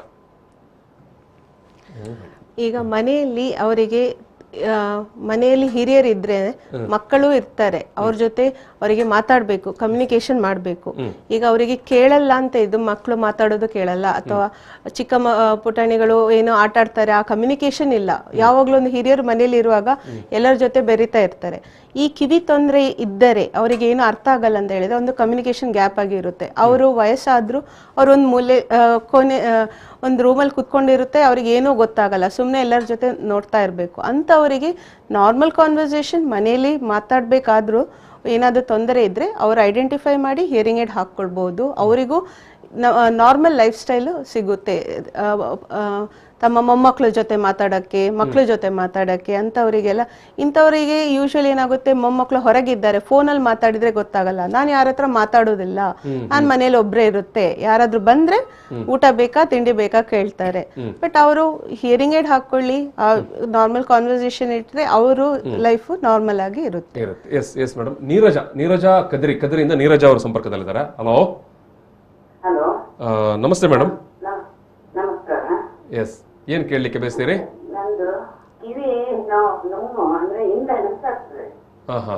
ಇಂಬ್ಯಾಲೆನ್ಸ್ ಆಗಿ ನಾನು ಸ್ವಲ್ಪ ಬಿಚ್ಚಾಡಿ ಒಂದು ದಿನ ಆಯ್ತು, ಅದಕ್ಕೆ ನಾವು ಮಾತ್ರೆ ಎಲ್ಲ ತಗೊಂಡೆ, ಆದ್ರೂ ಅದು ಕಂಟಿನ್ಯೂ ಆಗಿ ಉಂಟು. ಎಷ್ಟು ನಿಮ್ಮ ವಯಸ್ಸು ಎಷ್ಟು ಮೇಡಮ್? 55. ಓಕೆ, ಒಂದು ನಿಮಿಷ ಲೈನಲ್ಲಿರಿ. ಇದೊಂದು ಬೇರೆ ಟಾಪಿಕ್. ಯಾಕೆ ನಮ್ಮ ಕಿವಿದ್ದು 2 ಮುಖ್ಯ ಕೆಲಸ. ನಾವು ಇಷ್ಟೊತ್ತು ನಾವು ಬರೀ ಕೇಳೋದು ಅಂತ ಹೇಳಿ ಮಾತಾಡಿ, ಇವರು ಒಂದು ಬೇರೆ ಪಾಯಿಂಟ್ ಹಾಕಿದ್ದಾರೆ. ಕಿವಿಯ ಇನ್ನೊಂದು ಮುಖ್ಯವಾದ ಕೆಲಸ ಅಂದರೆ ನಮ್ಮ ದೇಹವನ್ನು ಬ್ಯಾಲೆನ್ಸ್ ಮಾಡೋದು, ಸಮತೋಲನವನ್ನು ಇಡೋದು. ನಮಗೆ ನಮ್ಮ ದೇಹದ ಸಮತೋಲ, ನಾವು ಒಂದು ರೀತಿಯಲ್ಲಿ ನಡಿಬೇಕು ಅಂತೇಳಿ, ಒಂದೇ ದಾರಿಯಲ್ಲಿ ನಡಿಬೇಕು ಅಂತ ಹೇಳಿದ್ರೆ ನಮಗೆ ನಮ್ಮ ಕಿವಿ, ಕಣ್ಣು ಮತ್ತು ನಮ್ಮ ಮಾಂಸಖಂಡ ಇವೆಲ್ಲ ಸರಿಯಾಗಿರಬೇಕು. ಮತ್ತು ಅದರ ಕಂಟ್ರೋಲ್ ಇರುವಂಥದ್ದು ನಮ್ಮ ನರಮಂಡಲದಲ್ಲಿ, ಬ್ರೈನಲ್ಲಿ. ಹಾಗಾಗಿ ಈಗ ಇವರು ಹೇಳುವಂಥ ಸಮಸ್ಯೆ ಕಿವಿಯಿಂದಾಗಿಯೂ ಇರಬಹುದು. ಅಂದರೆ ನಮ್ಮ ಬ್ಯಾಲೆನ್ಸ್ ಸಿಸ್ಟಮ್ ನಮ್ಮಲ್ಲಿ ಆ 3ರಲ್ಲಿ 2 ಸರಿ ಇದ್ದರೆ ದೊಡ್ಡ ಮಟ್ಟಿನ ಸಮಸ್ಯೆ ಬರೋದಿಲ್ಲ. ಯಾವಾಗಲೂ ಒಮ್ಮೆ ಸಮಸ್ಯೆ ಬರ್ಬೋದು. ಈಗ ಕಣ್ಣು ಮುಚ್ಚಿದಾಗ ಒಮ್ಮೆ ತಲೆ ತಿರುಗಿದಾಗ ಆಗೋದು, ಆ ಥರ ಸಮಸ್ಯೆ ಬರ್ಬೋದು. ಆ 3ರಲ್ಲಿ 2ಕ್ಕಿಂತ ಜಾಸ್ತಿ, ಈಗ ನಾನು ಅದೇ ಹೇಳಿದಾಗ, ಈಗ ಅವರಿಗೆ ಕಿವಿಯ ಸಮಸ್ಯೆ ಇದೆ ಅಂತ ಹೇಳಿ ಆದರೆ ಬಾಕಿದೆಲ್ಲ ಸರಿ ಇದ್ದರು, ಕಣ್ಣು ಮುಚ್ಚಿದ ಕೂಡಲೇ ಇನ್ನೊಂದು ಮೈನಸ್ ಆಗ್ತದೆ, ಯಾಕಂದರೆ ಕಣ್ಣಿಂದ ಬರುವಂಥ ಏನು ಸಿಗ್ನಲ್ ಹೋಗ್ತದೆ, ಹಾಗಾಗಿ ಅವರಿಗೆ ತಲೆ ಸುತ್ತುವ ಸಾಧ್ಯತೆ ಇರ್ತದೆ. ಈಗ ಇದಕ್ಕೆ ನಾನು ಇವರು ಇಷ್ಟು ಇಟ್ಕೊಂಡು ನಾನು ಏನು ಸಮಸ್ಯೆ ಅಂತ ಹೇಳೋದು ಕಷ್ಟ, ಯಾಕೆಂದರೆ ಇದಕ್ಕೆ ಕೆಲವೊಂದು ಟೆಸ್ಟ್ ಇರ್ತದೆ, ಅಂದರೆ ನಾವೇ ಅದನ್ನು ಕ್ಲಿನಿಕಲ್ಲಿ ಮಾಡುವಂಥ ಒಂದು ಟೆಸ್ಟ್ ಇರ್ತದೆ. ಹಲೋ ಮೇಡಮ್, ನೀವು ವೈದ್ಯರನ್ನ ಏನಾದರೂ ಭೇಟಿ ಮಾಡಿದ್ದೀರಾ? ಮೆಡಿಸಿನ್ ತಗೊಂಡಿದ್ದೀರಾ? ಭೇಟಿ ಮಾಡ್ತೀವಿ, ಮಾತ್ರೆ ಕೊಟ್ಟಿದ್ದಾರೆ ಅವರು. ಅಂದರೆ ಆದ್ರೆ ಅದು ಅಷ್ಟೊಂದು ಇದು ಬರ್ತಾ ಇಲ್ಲ, ಅಂದ್ರೆ ಕಿವಿ ಬಂದಾಗ ಗಾಡಿ ತುಂಬಿದಾಗ ಆಗ್ತದೆ. ಇದು ಒಳಕಿವಿಗೆ ಸಂಬಂಧಪಟ್ಟಿರುವಂತಹ ಸಮಸ್ಯೆ. ಇದರಲ್ಲಿ ಒಂದೇ ಒಂದು ಸಮಸ್ಯೆ ಅಂದರೆ ಅದು ಒಮ್ಮೆ ಬಂತಂದ್ರೆ ಕೆಲವು ಸರ್ತಿ 24 ಗಂಟೆಯಲ್ಲಿ ಹೋಗಿಬಿಡುತ್ತದೆ, ಇನ್ನು ಕೆಲವು ಸರ್ತಿ ಅದರ ಸ್ವಲ್ಪ ಪರಿಣಾಮ ಸ್ವಲ್ಪ ದಿನ ಜಾಸ್ತಿ ಉಳಿಲೂಬಹುದು. ಹಾಗಾಗಿ ಅವರಿಗೆ ಆಲ್ರೆಡಿ ಅವರು ಮೆಡಿಸಿನ್ ತಗೊಂಡಿದ್ದಾರೆ ಅಂದರೆ ಆ ಮೆಡಿಸಿನ್ ಗುಣ ಇಲ್ಲ ಅಂತ ಹೇಳ್ಬೇಕಾದ್ರೆ ಅದು ಇನ್ನೊಂದು ಸಿಸ್ಟಮ್, ಅಂದರೆ ನಮ್ಮ ತಕ್ಕಡಿ ಮೇಲೆ ಕೆಳಗೆ ಆಗಿದೆ, ಅದು ಈಗ ಮೇಲೆ ಕೆಳಗೆ ಹೋಗ್ತಾ ಇದೆ. ಸೊ ಅದು ಒಂದೇ ಬ್ಯಾಲೆನ್ಸ್ ಆಗೋ ತನಕ ಸ್ವಲ್ಪ ದಿನ ಅವರು ಮೆಡಿಸಿನ್ ತಗೊಂಡು ಕಾಯಬೇಕಾದಿತ್ತು. ಇನ್ನೊಂದು ಅಂದರೆ ಅಂಥ ಸಂದರ್ಭದಲ್ಲೂ ನಾವು ಕೆಲವು ಸತಿ ಕಿವಿಯ ಹಿಯರಿಂಗ್ ಟೆಸ್ಟ್ ನಾವು ಮಾಡ್ತೇವೆ, ಯಾಕೆಂದರೆ ಅದು ಆ ಒಂದು ಭಾಗ ಹಾಳಾಗಿದ್ದರೆ ಅದರ ಇನ್ನೊಂದು ಭಾಗನೂ ನಾವು ತಪಾಸಣೆ ಮಾಡಿದಾಗ ಗೊತ್ತಾಗ್ತದೆ. ಇದರಲ್ಲಿ ನಾವು ಕಿವಿಯ ಶ್ರವಣ ಶಕ್ತಿ ತಪಾಸಣೆ ಮತ್ತು ಬ್ಯಾಲೆನ್ಸ್ ಸಿಸ್ಟಮ್ನ ಕೆಲವು ಟೆಸ್ಟ್ಗಳು ಮಾಡಿದಾಗ ಅದಕ್ಕೆ ಕರೆಕ್ಟಾಗಿ, ಯಾಕಂದರೆ ಎಲ್ಲ ರೀತಿಯ ನಾವು ತುಂಬ ಜನ ಹೇಳ್ತಾರೆ ಡಾಕ್ಟರ್ ಹೊರಟೆಗು ಅಂತೇಳಿ, ಹೊರಟೆಗೆ ಹೇಳುವಂಥದ್ದೊಂದು ಚಿಹ್ನೆ ಅಷ್ಟೇ, ಅದಕ್ಕೆ 1000 ಕಾರಣಗಳಿದೆ. ಹಾಗಾಗಿ ಯಾವುದು ಕಾರಣ ಅಂತ ಹೇಳಿ ನಮಗೆ ಪತ್ತೆ ಹಚ್ಚುವ ವಿಧಾನಗಳು ಇವೆ, ಆದರೆ 100ಕ್ಕೆ 100 ಅಂತ ಹೇಳುವಂಥ ರೋಗಗಳು ಬಹಳ ಕಡಿಮೆ. ನಾವು ಕೆಲವೊಂದು ರೋಗ ಇದೆ, ಇದು ಬಂತು ಹೀಗೆ ನೀರಜ್ ಅವರು ಸ್ವಲ್ಪ ದಿವಸ ಕಾಯಬೇಕು, ಕಾದು ಇನ್ನೊಂದು ಸಲ ಅವರು ಅದೇ ತಜ್ಞ ವೈದ್ಯರನ್ನ ಸಂಪರ್ಕಿಸಬೇಕಾಗುತ್ತೆ. ಯಾಕಂದ್ರೆ ಕೆಲವು ಸಂದರ್ಭದಲ್ಲಿ ಡಾಕ್ಟರ್ ಹೇಳುವಂತದ್ದು, ನೀವು ಸ್ವಲ್ಪ ಸಮಯ ಏನೋ ಈಗ ಕೊಟ್ಟಿರುವ ಔಷಧಿಯನ್ನು ಮುಂದುವರಿಸಬೇಕು ಮತ್ತು ಆ ನಂತರ ಇನ್ನೊಮ್ಮೆ ನೀವು ವೈದ್ಯರನ್ನು ಭೇಟಿ ಮಾಡಬೇಕು ಅಂತ. ಅದರ ಜೊತೆಗೆ ಕೆಲವು ಎಕ್ಸರ್ಸೈಸ್ ಅವರು ಹೇಳ್ಕೊಡ್ತಾರೆ ಆ ಸಂದರ್ಭದಲ್ಲಿ. ನಾವು ಅಂತ ಸಂದರ್ಭದಲ್ಲಿ ನಾವು ಕೆಲವು ಎಕ್ಸರ್ಸೈಸ್ ಹೇಳಿಕೊಡ್ತೇವೆ ಅವರಿಗೆ. ಅಂದ್ರೆ ಅದು ನಾನು ತಕ್ಕಡಿ ಮೇಲೆ ಕೆಳಗೆ ಏನು ಹೋಗ್ತಾ ಇರ್ತಾರೆ ಅದನ್ನು ಒಂದೇ ಸ್ಥಳದಲ್ಲಿ ನಿಲ್ಲಿಸಲಿಕ್ಕೋಸ್ಕರ ಕೆಲವೊಂದು ಎಕ್ಸರ್ಸೈಸ್ ಇದೆ. ಸೊ ಆ ಎಕ್ಸರ್ಸೈಸ್ ಅದರಿಂದಾಗಿ ಅವರಿಗೆ ಬೆನಿಫಿಟ್ ಬರುತ್ತೆ. ಈಗ ಈ ಮಕ್ಕಳಿಗೆ ಬಾಲ್ಯದಲ್ಲಿ ಅಥವಾ ಜನ್ಮಜಾತವಾಗಿ ಮಾತು ಬಾರದೇ ಇರುವಂಥದ್ದು ಒಂದು ಮೇಡಮ್, ಜೊತೆಗೆ ಕೆಲವರಿಗೆ ತೊದಲು ಮಾತು ಬರುವಂಥದ್ದು, ಅದನ್ನು ನಾನೀಗ ಸ್ಪೀಚ್ ಆ್ಯಂಡ್ ಹಿಯರಿಂಗ್ ವಿಚಾರಕ್ಕೆ ಬಂದಾಗ ನೀವು ಏನು ಮಾಡ್ತೀರಿ, ಏನು ಹೇಳಲಿಕ್ಕೆ ಬಯಸ್ತೀರಿ ಇಂಥ ಇದರಲ್ಲಿ? ಮಾತು ಬರದೇ ಇರೋದು ತುಂಬ ಕಾರಣಗಳಿಂದ ಇರುತ್ತೆ. ಒಂದು, ನಮ್ಮ ಶ್ರವಣ ಶಕ್ತಿ ಕಡಿಮೆ ಆಗಿರೋದ್ರಿಂದ, ನರದ ಶಕ್ತಿ ಶ್ರವಣದ್ದು ಕಡಿಮೆ ಆಗಿರೋದ್ರಿಂದ ಅದರಿಂದನೂ ಇರುತ್ತೆ. ಮತ್ತೆ ತೊದಲುವಿಕೆ ಅನ್ನೋದು ಅದು ಬೇರೆ, ಇದು ಕಿವಿಗೆ ಸಂಬಂಧಪಟ್ಟದಲ್ಲ. ಅದರಿಂದನೂ ಉಚ್ಚಾರಣೆ ಸರಿಯಾಗಿ ಬರಲ್ಲ. ಕೆಲವರಿಗೆ ಕಿವಿ ಕೇಳೋದ್ರಿಂದ ಉಚ್ಚಾರಣೆನೂ ಕರೆಕ್ಟ್ ಆಗುತ್ತಲ್ಲ. ಅಂದರೆ ನನಗೆ ಮಾತಾಡೋದು ಯಾರಾದರೂ ಅಂದರೆ ಕ ನ ಶ ನ ತ ನ ಪ ಅಕ್ಷರ ಗೊತ್ತಾಗ ನಾನು ಕಲಿಯೋದು ಅದೇ ರೀತಿ ಆಗುತ್ತೆ. ಆ ಥರನೂ ಇರುತ್ತೆ ಮಕ್ಕಳಿಗೆ. ಹೀಗೆ ಮಾತು ಬರೋದು ಕಾರಣ ತುಂಬ ರೀತಿಯಿಂದ ಬುದ್ಧಿಮಾಂದ್ಯತೆಯಿಂದನೂ ಇರ್ಬೋದು ಅಥವಾ ಆಟಿಸಮ್ ಫೀಚರಿಂದನೂ ಇರ್ಬೋದು. ಈ ಥರದ್ದು ಮಕ್ಕಳು ಏನಾದಿದೆ ನಾವು ಅಂದರೆ ಮಗು 1 ವರ್ಷ ಆಗುವಾಗ ಅಪ್ಪನ ಅಮ್ಮನ ಆ ಥರ ಏನಾದರೂ ಮಗು ಹೇಳಿಕ್ ಬಯಸುತ್ತೆ, ಅಥವಾ ಅದಕ್ಕಿಂತ ಮೊದಲು ಪಾಪ ಪುಪು ಪುಪು ಏನಾದರೂ ಆಟ ಆಡುವಾಗ ಶಬ್ದ ಬರುತ್ತೆ. ನಾವು ಏನು ಮಾಡಬೇಕಂದ್ರೆ ಮಗುವನ್ನು ಒಬ್ಸರ್ವ್ ಮಾಡಬೇಕು. ಯಾವಾಗ ಮಗು ನಡಿಲಿಕ್ಕೆ ಸ್ಟಾರ್ಟ್ ಮಾಡುತ್ತೆ 1 ವರ್ಷದಲ್ಲಿ ಅಥವಾ ಅಮ್ಮ ಅಪ್ಪ ಅಂತ ಹೇಳ್ತಾ ಇದೆ, ಈ ಬೆಳವಣಿಗೆ 2 ವರ್ಷ 1.5 ವರ್ಷ ತನಕ ಏನೂ ಒಬ್ಸರ್ವೇಷನ್ ಇಲ್ಲ ಅಂತ ಹೇಳಿದರೆ ತಾಯಂದರು ಅಥವಾ ಜಾಗರೂಕರಾಗಿ ಆ ಮಗುವಿಗೆ ಪೀಡಿಯಾಟ್ರಿಷಿಯನು, ENT ಅಥವಾ ಸ್ಪೀಚ್ ಆ್ಯಂಡ್ ಹಿಯರಿಂಗ್ ಅವ್ರ ಹತ್ರ ಕರ್ಕೊಂಡು ಹೋಗಿ ಏನು ತೊಂದರೆ ಅಂತ ಅನುಭವಿಸಿ. ಈಗ ಯೂಶ್ವಲಿ ಏನಾಗುತ್ತೆ ಹೇಳ್ತಾರೆ, ನಾವು ಮನೆಯಲ್ಲಿ ಅವರು 3 ವರ್ಷ ತನಕ ಮಾತಾಡಲಿಲ್ಲ, ಬೆಳವಣಿಗೆ ಅವರ ಅಪ್ಪನೂ ಹಾಗೆ ಅವರ ಅಮ್ಮನೂ ಹಾಗೆ 4 ವರ್ಷ ತನಕ ಮಾತಾಡಲಿಲ್ಲ. ಮತ್ತೆ ನಾವು ಆ ಥರ ಮಾಡದೆ ಮಗುವನ್ನು ಫಸ್ಟೇ ನಾವು ಐಡೆಂಟಿಫೈ ಮಾಡಬೇಕು, ಏನಾದರೂ ತೊಂದರೆ ಇದೆಯಾ ಇಲ್ಲವಾ ಅಂತ ಕಾರಣಗಳನ್ನು ಆಗಲೇ ಕಂಡುಹಿಡಿಯಬಹುದು. ಈಗ ಸಾಮಾನ್ಯವಾಗಿ ನೀವು ಹೇಳಿದ ಆ ವಿಚಾರ, ಯಾಕಂತ ಹೇಳಿದ್ರೆ ಒಂದಷ್ಟು ಮಂದಿ ಹೇಳೋದು ನಾವು ಕೇಳ್ತೇವೆ, ಮಗು 3 ವರ್ಷದ ನಂತರ ಮಾತನಾಡಲಿಕ್ಕೆ ಆರಂಭಿಸಿತ್ತು ಅಂತ. ಅಂದರೆ ಅಷ್ಟು ತನಕ ಕಾಯಬಾರ್ದು ಅಂತ ನೀವು ಹೇಳೋದು? ಅಷ್ಟು ತನಕ ಕಾಯಬಾರ್ದು. ನಾವು ಯೂಶಲಿ ಅಂದರೆ ನಾವು ಈ ಮಗು ಕೇಳೋದು 1 ವರ್ಷ ನಂತರ ಅಲ್ಲ, ಮಾತಾಡೋದು 1 ವರ್ಷ ನಂತರ ಆದರೂ ಕೇಳೋದು ಹುಟ್ಟಿನಿಂದಲೇ ಇರುತ್ತೆ ಮಗುವಿಗೆ. ಆ ಮಗು ತಾಯಿಯ ಜೊತೆ ಆಟ ಆಡೋದು, ತಾಯಿ ಏನಾದರೂ ಹೇಳಿದರೆ ಅದು ಮಗು ನಗುವುದು, ಸ್ಮೈಲ್, ಅದೆಲ್ಲ ತಾಯಿ ಮಾತಾಡೋದು, ತಾಯಿ ತಂದೆ ಮನೆಯವರು ಯಾರಾದರೂ ಮಾತಾಡುವಾಗ ಅದಕ್ಕೆ ರಿಯಾಕ್ಷನ್ ಆಗಿ ಬರುತ್ತೆ. ಈ ಮಗು ಏನು ರಿಯಾಕ್ಷನ್ ಕೊಡದಾಗ ಏನು ಶಬ್ದ ಆದರೆ ಮಗು ಮಲಗಿದೆ, ನಾವು ಸಡನ್ ಆಗಿ ಏನಾದರೂ ಬಾಗಿಲು ಮುಚ್ತೇವೆ ಅಥವಾ ಏನಾದರೂ ಜೋರಾಗಿ ಶಬ್ದ ಆದ ಕೂಡಲೇ ಮಗು ತಟ್ಟನೆ ಎದ್ದು ಹೇಳುತ್ತೆ. ಕೆಲವು ಮಕ್ಕಳು ಏನಾಗುತ್ತೆ, ಕೆಲವು ತಾಯಂದಿರು ತುಂಬ ಅಬ್ಸರ್ವ್ ಮಾಡ್ತಾರೆ, ನಾವು ಏನು ಶಬ್ದ ಮಾಡಿದ್ರು, ಫೋನ್ ರಿಂಗ್ ಆದರೂ ಮಗು ಏನು ರೆಸ್ಪಾನ್ಸ್ ಕೊಡಲ್ಲ, ನಾವು ಹತ್ರದಿಂದ ಚಪ್ಪಾಳೆ ಕೊಟ್ಟರು ಏನೋ ರೆಸ್ಪಾನ್ಸ್ ಕೊಡಲ್ಲ. ಅಂಥ ಮಕ್ಕಳನ್ನು ನಾವು ಯೂಶ್ವಲಿ ಟೆಸ್ಟ್ ಮಾಡೋದು ಉಚಿತವಾಗಿ. ಎಸ್ ಎಸ್ ಎಸ್ ಇದು ನಾನು ಈ ಒಂದು ಮಾತುಕತೆಯನ್ನು ಸಮಾಪನ ಮಾಡೋ ಸಂದರ್ಭದಲ್ಲಿ ಕೊನೆಯದಾಗಿ ಕೇಳುವಂಥದ್ದು, ಈ ಸ್ಪೀಚ್ ಆ್ಯಂಡ್ ಇಯರಿಂಗ್ ಕೋರ್ಸ್ ಏನಿದೆ, ಕೋರ್ಸ್ ಅದರ ಪ್ರಾಂಶುಪಾಲರಾಗಿರುವುದರಿಂದ ಕೇಳುವಂಥದ್ದು, ಯಾವ ಏನು ಎಲಿಜಿಬಿಲಿಟಿ ಕ್ರೈಟೀರಿಯಾ ಅಂತ, ಯಾವ ತರಗತಿಯನ್ನು ಮುಗಿಸಿದ ನಂತರ ಈ ಕೋರ್ಸಿಗೆ ಜಾಯಿನ್ ಆಗಲಿಕ್ಕೆ ಆಗುತ್ತೆ, ಎಷ್ಟು ವರ್ಷದ ಕೋರ್ಸು, ಉದ್ಯೋಗಾವಕಾಶಗಳು ಏನು ಅಂತ? ಇದು bachelor in audiology and speech language pathology ಅಂತ ಹೇಳ್ತೇವೆ. ಇದು 4 ವರ್ಷದ ಕೋರ್ಸ್, 3 ವರ್ಷ ಕಲಿಕೆಯ ಕೋರ್ಸು ಸೆಮಿಸ್ಟರ್ ಆಗಿ ಇರುತ್ತೆ. ಅದರ ನಂತರ 1 ವರ್ಷ ಇಂಟರ್ನ್ಶಿಪ್ ಆಗಿ ಅವರು ಕೆಲಸ ಮಾಡಬೇಕು. PUC ಆದ ನಂತರ PUC ಆದ ಮೇಲೆ ಇದಕ್ಕೆ PUC ಸೈನ್ಸ್ ಬ್ಯಾಕ್ಗ್ರೌಂಡ್ ಇಂದ ಇರಬೇಕಾಗುತ್ತೆ. ಸೈನ್ಸ್ ಬ್ಯಾಕ್ಗ್ರೌಂಡ್ ಅಲ್ಲಿ ಬಯಾಲಜಿ, ಇಲೆಕ್ಟ್ರಾನಿಕ್ಸ್, ಕೆಮಿಸ್ಟ್ರಿ, ಫಿಸಿಕ್ಸ್ ಆ ಥರ ಬ್ಯಾಕ್ಗ್ರೌಂಡ್ ಇಂದವರು ಈ ಕೋರ್ಸನ್ನು ಮಾಡಬಹುದು. ಈ ಕೋರ್ಸ್ ಇಂದ ಈಗ 3 ವರ್ಷ ಕಲಿಕೆ, ಅದಾದ್ಮೇಲೆ ಇಂಟರ್ನ್ಶಿಪ್ ಆದಮೇಲೆ ಈ ಮಕ್ಕಳನ್ನು ನಾವು ಆಡಿಯಾಲಜಿಸ್ಟ್ ಅಥವಾ ಸ್ಪೀಚ್ ಲ್ಯಾಂಗ್ವೇಜ್ ಪೆಥಾಲಜಿಸ್ಟ್ ಅಂತ ಕರಿತೇವೆ. ಈಗ ಇವರು ಇದ್ರ ನಂತರ ಇವರು ಮಾಸ್ಟರ್ಸ್ ಮಾಡ್ಬೋದು. ಇದರಲ್ಲಿ ಮಾಸ್ಟರ್ಸಲ್ಲಿ ಸ್ಪೆಷಲೈಸೇಷನ್ ಇದೆ, ಅಂದರೆ ಮಾಸ್ಟರ್ ಆಫ್ ಆಡಿಯಾಲಜಿ ಅಂತಲೂ ಇದೆ, master of speech language pathology ಅಂತಲೂ ಇದೆ. ಸೊ ಬ್ಯಾಚುಲರ್ಸ್ ಇರೋದು 2 ಕಂಬೈನ್ ಆಗಿ ಕಲಿತಾರೆ, ಮಾಸ್ಟರ್ಸಲ್ಲಿ ಸ್ಪೆಷಲೈಸೇಷನ್, ಅದ ನಂತರ ಅದರ PhDನೂ ಇರುತ್ತೆ. ಇವಾಗ ಈ ಬ್ಯಾಚುಲರ್ಸ್ ಮಾಡಿನೇ ನಾವು ಪೇಷಂಟ್ಸ್ ಅನ್ನು ನೋಡ್ಬೋದು, ಸ್ವಂತ ಕ್ಲಿನಿಕಲ್ಲಿ ಕೆಲಸ ಮಾಡ್ಬೋದು, ಸ್ವಂತ ಕ್ಲಿನಿಕ್ ಹಾಕಿ ನಾವು ಪೇಷಂಟ್ಸ್ ಅನ್ನು ಐಡೆಂಟಿಫೈ ಮಾಡಿ. ಕ್ಲಿನಿಕ್ ಅಂತ ಹೇಳಿದ್ರೆ ಅವರಿಗೆ ಏನು ವೈದ್ಯರ ಜೊತೆಗೆ ಅವರು ಇರ್ತಾರ ಅಥವಾ ಅವರೇ ಇಂಡಿಪೆಂಡೆಂಟ್ ಆಗಿ ಕ್ಲಿನಿಕ್ ರನ್ ಮಾಡುವಂತದ್ದು ಹೇಗೆ? ಅದು ಅವರು ಇಂಡಿಪೆಂಡೆಂಟ್ ಆಗಿ ಕ್ಲಿನಿಕ್ ರನ್ ಮಾಡ್ಬೋದು. ಈಗ ಸ್ಪೀಚ್ ಥೆರಪಿ ಆದ್ರೂ ಇಂಡಿಪೆಂಡೆಂಟ್ ಆಗಿ ರನ್ ಮಾಡ್ಬೋದು, ಆಡಿಯಾಲಜಿಸ್ಟ್ ಆಗಿ ರನ್ ಮಾಡ್ಬೋದು. ಬಟ್ ನಮ್ಮ ಆಡಿಯಾಲಜಿ ಕೆಲವು ಐಡೆಂಟಿಫೈ ಮಾಡ್ಲಿಕ್ಕೆ ನಮ್ಗೆ ENT ಹೆಲ್ಪ್ ಯೂಶುವಲಿ ಇರುತ್ತೆ. ಸೊ ಅವರು ಒಟ್ಟಿಗೆನೆ ENT ಸೆಟಪ್ ಅಲ್ಲೂ ಮಾಡ್ಬೋದು ಅಥವಾ ರೆಫರಲ್ ಆಗಿ ENT ಜೊತೆನೂ ಕೆಲಸ ಮಾಡ್ಬೋದು ಅವರು. ಹಾಗೆ ಸ್ಪೀಚ್ ಥೆರಪಿ ಆದ್ರೂ ಈಗ ನಮಗೆ ಏನಾದರೂ ಮಕ್ಕಳಿಗೆ ಬುದ್ಧಿಮಾಂದ್ಯ ಇದ್ದರೆ ನಾವು ಸೈಕಾಲಜಿಸ್ಟ್ ಹೆಲ್ಪು ಬೇಕಾಗುತ್ತೆ ನಮಗೆ. ಬಟ್ ಇಂಡಿವಿಜುವಲಾಗಿ ನಾವು ಸ್ಪೀಚ್ ಥೆರಪಿ ಕೊಡ್ಬೋದು. ಆಡಿಯಾಲಜಿಯಲ್ಲಿ ಹಿಯರಿಂಗ್ ಏಡ್ ಹಾಕಿದ ಕೂಡಲೇ ಮಗು ಮಾತಾಡೋಕ್ಕೆ ಸ್ಟಾರ್ಟ್ ಮಾಡಲ್ಲ, ಅವರಿಗೂ ನಾವು ತರಬೇತಿ ಕೊಡಬೇಕಾಗುತ್ತೆ. ಈಗ ನಾವು 1 ವರ್ಷ ಮಗು ಅಥವಾ 2 ವರ್ಷ ಮಗುವಿಗೆ ಐಡೆಂಟಿಫೈ ಮಾಡಿ ಹಿಯರಿಂಗ್ ಏಡ್ ಹಾಕಿದ ಕೂಡಲೇ ಮಗು ಅದೊಂದು ಆರ್ಟಿಫಿಷಿಯಲ್, ಅದನ್ನು ಅಡ್ಜಸ್ಟ್ ಮಾಡಿಕೊಂಡು ಆ ಶಬ್ದಕ್ಕೆ ಎಲ್ಲ ಅರ್ಥ ಮಾಡಿಕೊಂಡು ನಾವು ಅದಕ್ಕೆ ಮಗುವಿಗೆ ಕಲಿಕೆ ಹೇಳಿ ಕೊಡಬೇಕಾಗುತ್ತೆ.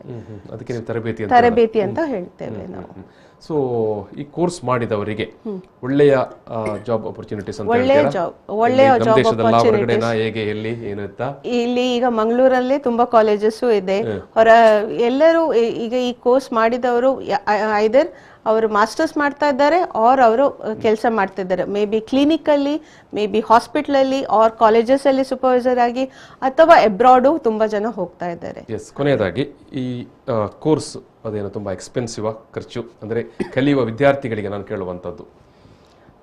ಕಲಿಯುವ ವಿದ್ಯಾರ್ಥಿಯಿಂದ ಎಕ್ಸ್ಪೆನ್ಸಿವ್ ಅಂತ ಈಗ ಯೂಶುವಲ್ ಕೋರ್ಸಿಗೆ ಹೇಗೆ ಅಡ್ಮಿಷನಿಗೆ ಪ್ರೋಸೆಸ್ ಇದೆ ಆ ಇನ್ವೆಸ್ಟ್ಮೆಂಟ್ ಮಾತ್ರ ಇರುತ್ತೆ. ಅದಾದ ನಂತರ ಯೂಶುವಲ್ ನಮಗೆ ಈಗ ಬುಕ್ಸಿಗೆ ಇನ್ವೆಸ್ಟ್ಮೆಂಟ್, ಹಾಗೆ ನಮಗೆ ಈ ನಮ್ಮ ಕೋರ್ಸಲ್ಲಿ ಇರುವ ವಿಷಯಗಳೆಲ್ಲ ಒಂದು ಪುಸ್ತಕದಲ್ಲಿ ಸಿಗಲ್ಲ ನಮಗೆ, ಯೂಶುವಲಿ ಅದು ಕಾಲೇಜಿಂದಲ್ಲೇ ಸಿಗುತ್ತೆ. ಅಂದರೆ ದ ಇನ್ಫಾರ್ಮೇಷನ್ ಬೇರೆ ಬೇರೆ ಪುಸ್ತಕಗಳನ್ನು ರೆಫರ್ ಮಾಡಬೇಕು. ಸೊ ಅದು ಅವರು ಏನು ಖರ್ಚು ಮಾಡಬೇಕಂತೆಲ್ಲ, ಅದು ಯೂಶುವಲಿ ಎಲ್ಲ ಕಾಲೇಜಸಲ್ಲಿ ಗುಡ್ ಲೈಬ್ರರಿ ಫೆಸಿಲಿಟಿ ಇದೆ. ನಮ್ಮದು ಮೆಡಿಕಲ್ ರಿಲೇಟೆಡ್ ಸಬ್ಜೆಕ್ಟ್ಸು ಕೆಲವು ಕಲಿಬೇಕಾಗುತ್ತೆ. ಸೊ ಮೆಡಿಕಲ್ ಕಾಲೇಜ್ ಇದ್ದವರು ಅಲ್ಲಿಂದನೂ ರೆಫರೆನ್ಸ್ ಆಗಿ ತೆಗಿತಾರೆ. ಸೊ ಫಸ್ಟ್ ಕೋರ್ಸಿಗೆ ಫೀಸ್ ಎಷ್ಟೇನೋ ಅದು ಅವರು ಕಟ್ಟಬೇಕಾಗುತ್ತೆ. ಬಟ್ ಅದಾದ ನಂತರ ಅವರಿಗೆ ಬುಕ್ಸಿಗಾಗಿ ಬೇರೆ ಪ್ರಾಕ್ಟಿಕಲಿಗಾಗಿ ಅವರಿಗೆ ಏನು ಇನ್ವೆಸ್ಟ್ಮೆಂಟ್ ಬೇರೆ ಬರ ಕೋರ್ಸ್ಗೆ ಫೀಸ್ಗೆ ಸಂದರ್ಭದಲ್ಲಿ ಬಹುಶಃ ಲೋನ್ ಎಲ್ಲ ಮಾಡಲಿಕ್ಕೆ ಅವಕಾಶ ಇರುತ್ತೆ. ಎಲ್ಲ ಬ್ಯಾಂಕ್ ಇಂದ ಅವರು BSLP ಅಂತ ಕೋರ್ಸಿಗೆ ಫೆಸಿಲಿಟಿನೂ ಇರುತ್ತೆ. ವೀಕ್ಷಕರೇ, ನಾನು ಈ ಒಂದು ಮಾತುಕತೆಯಲ್ಲಿ ಸಮಾಪನ ಮಾಡಬೇಕಾಗಿದೆ. ಸುಮಾರು 1 ತಾಸಿನ ಈ ಒಂದು ಅವಧಿಯಲ್ಲಿ ವಿಶ್ವ ಶ್ರವಣ ದಿನದ ಸಂದರ್ಭದಲ್ಲಿ ಕಿವಿಯ ಆಲಿಸುವಿಕೆ ಬಗ್ಗೆ ಮತ್ತು ಸಮಸ್ಯೆಯ ಬಗ್ಗೆ ಯಾವ ರೀತಿಯ ಅರಿವು ಮತ್ತು ಜಾಗೃತಿ ನಮ್ಮಲ್ಲಿ ಇರಬೇಕು ಅನ್ನೋ ವಿಚಾರವಾಗಿ ಇವತ್ತಿನ ಈ ಒಂದು ಮಾತುಕತೆಯಲ್ಲಿ ಡಾಕ್ಟರ್ ವಾದೀಶ್ ಭಟ್ ಅವರು ENT ವಿಭಾಗ ಮುಖ್ಯಸ್ಥರು ಮತ್ತು professor KCD medical academy Nitte Deralakatte ಅವರು ತುಂಬ ಒಳ್ಳೆಯ ಮಾಹಿತಿಯನ್ನು ನಮ್ಮ ಜೊತೆಗೆ ಹಂಚಿಕೊಂಡಿದ್ದಾರೆ. ನಾನು ಅವರಿಗೆ ಸಮಸ್ತ ವೀಕ್ಷಕರ ಪರವಾಗಿ ಮತ್ತು ನಮಗೆ ಅನೇಕ ಮಂದಿ ಕಾಲ್ ಮಾಡಿದರು, ಅವರೆಲ್ಲರ ಪರವಾಗಿ ಪ್ರೀತಿಪೂರ್ವಕ ಧನ್ಯವಾದಗಳು ಡಾಕ್ಟರ್. ಎಸ್, ಅದೇ ರೀತಿಯಾಗಿ ಶ್ವೇತಾ ಮೇಡಮ್ ಅವರು Nitte institute of speech and hearing ಸಂಸ್ಥೆಯ ಶಿಕ್ಷಣ ಸಂಸ್ಥೆಯ ಪ್ರಾಂಶುಪಾಲರು. ಅವರಿಗೆ ಕೂಡ ನಾನು ಸಮಸ್ತ ವೀಕ್ಷಕರ ಪರವಾಗಿ ಧನ್ಯವಾದ ಸಮರ್ಪಣೆ ಮಾಡ್ತೇನೆ ಮೇಡಮ್. ಎಸ್, ಡಾಕ್ಟರ್ ಆರಂಭದಲ್ಲೇ ಹೇಳಿದಾಗೆ ಈ ಬಾರಿಯ ವಿಶ್ವ ಶ್ರವಣ ದಿನದ ಏನು ಥೀಮ್ ಅಥವಾ ಒಂದು ಕಾಳಜಿ ಅಥವಾ ಆಶಯ ಜಾಗರೂಕನಾಗಿ ಕೇಳುವಂತ. ಎಸ್, ಅದರ ಬಗ್ಗೆ ನಾವು ಹೆಚ್ಚು ಆಸ್ಥೆಯನ್ನು ವಹಿಸುವ ಅಂತ ನಾನು ಈ ಸಂದರ್ಭದಲ್ಲಿ ಆಶಯವನ್ನು ವ್ಯಕ್ತಪಡಿಸಿ ಇವತ್ತಿನ ಮಾತುಕತೆಯಲ್ಲಿ ಸಮಾಪನ ಮಾಡ್ತಾ ಇದ್ದೇನೆ. ಮತ್ತೊಮ್ಮೆ ಎಲ್ಲರಿಗೂ ಧನ್ಯವಾದಗಳು. Thank you. ಪ್ರಚಲಿತ ಈ ಕಾರ್ಯಕ್ರಮದ ಪ್ರಾಯೋಜಕರು Father Muller's charitable trust, SDM college, Ujire.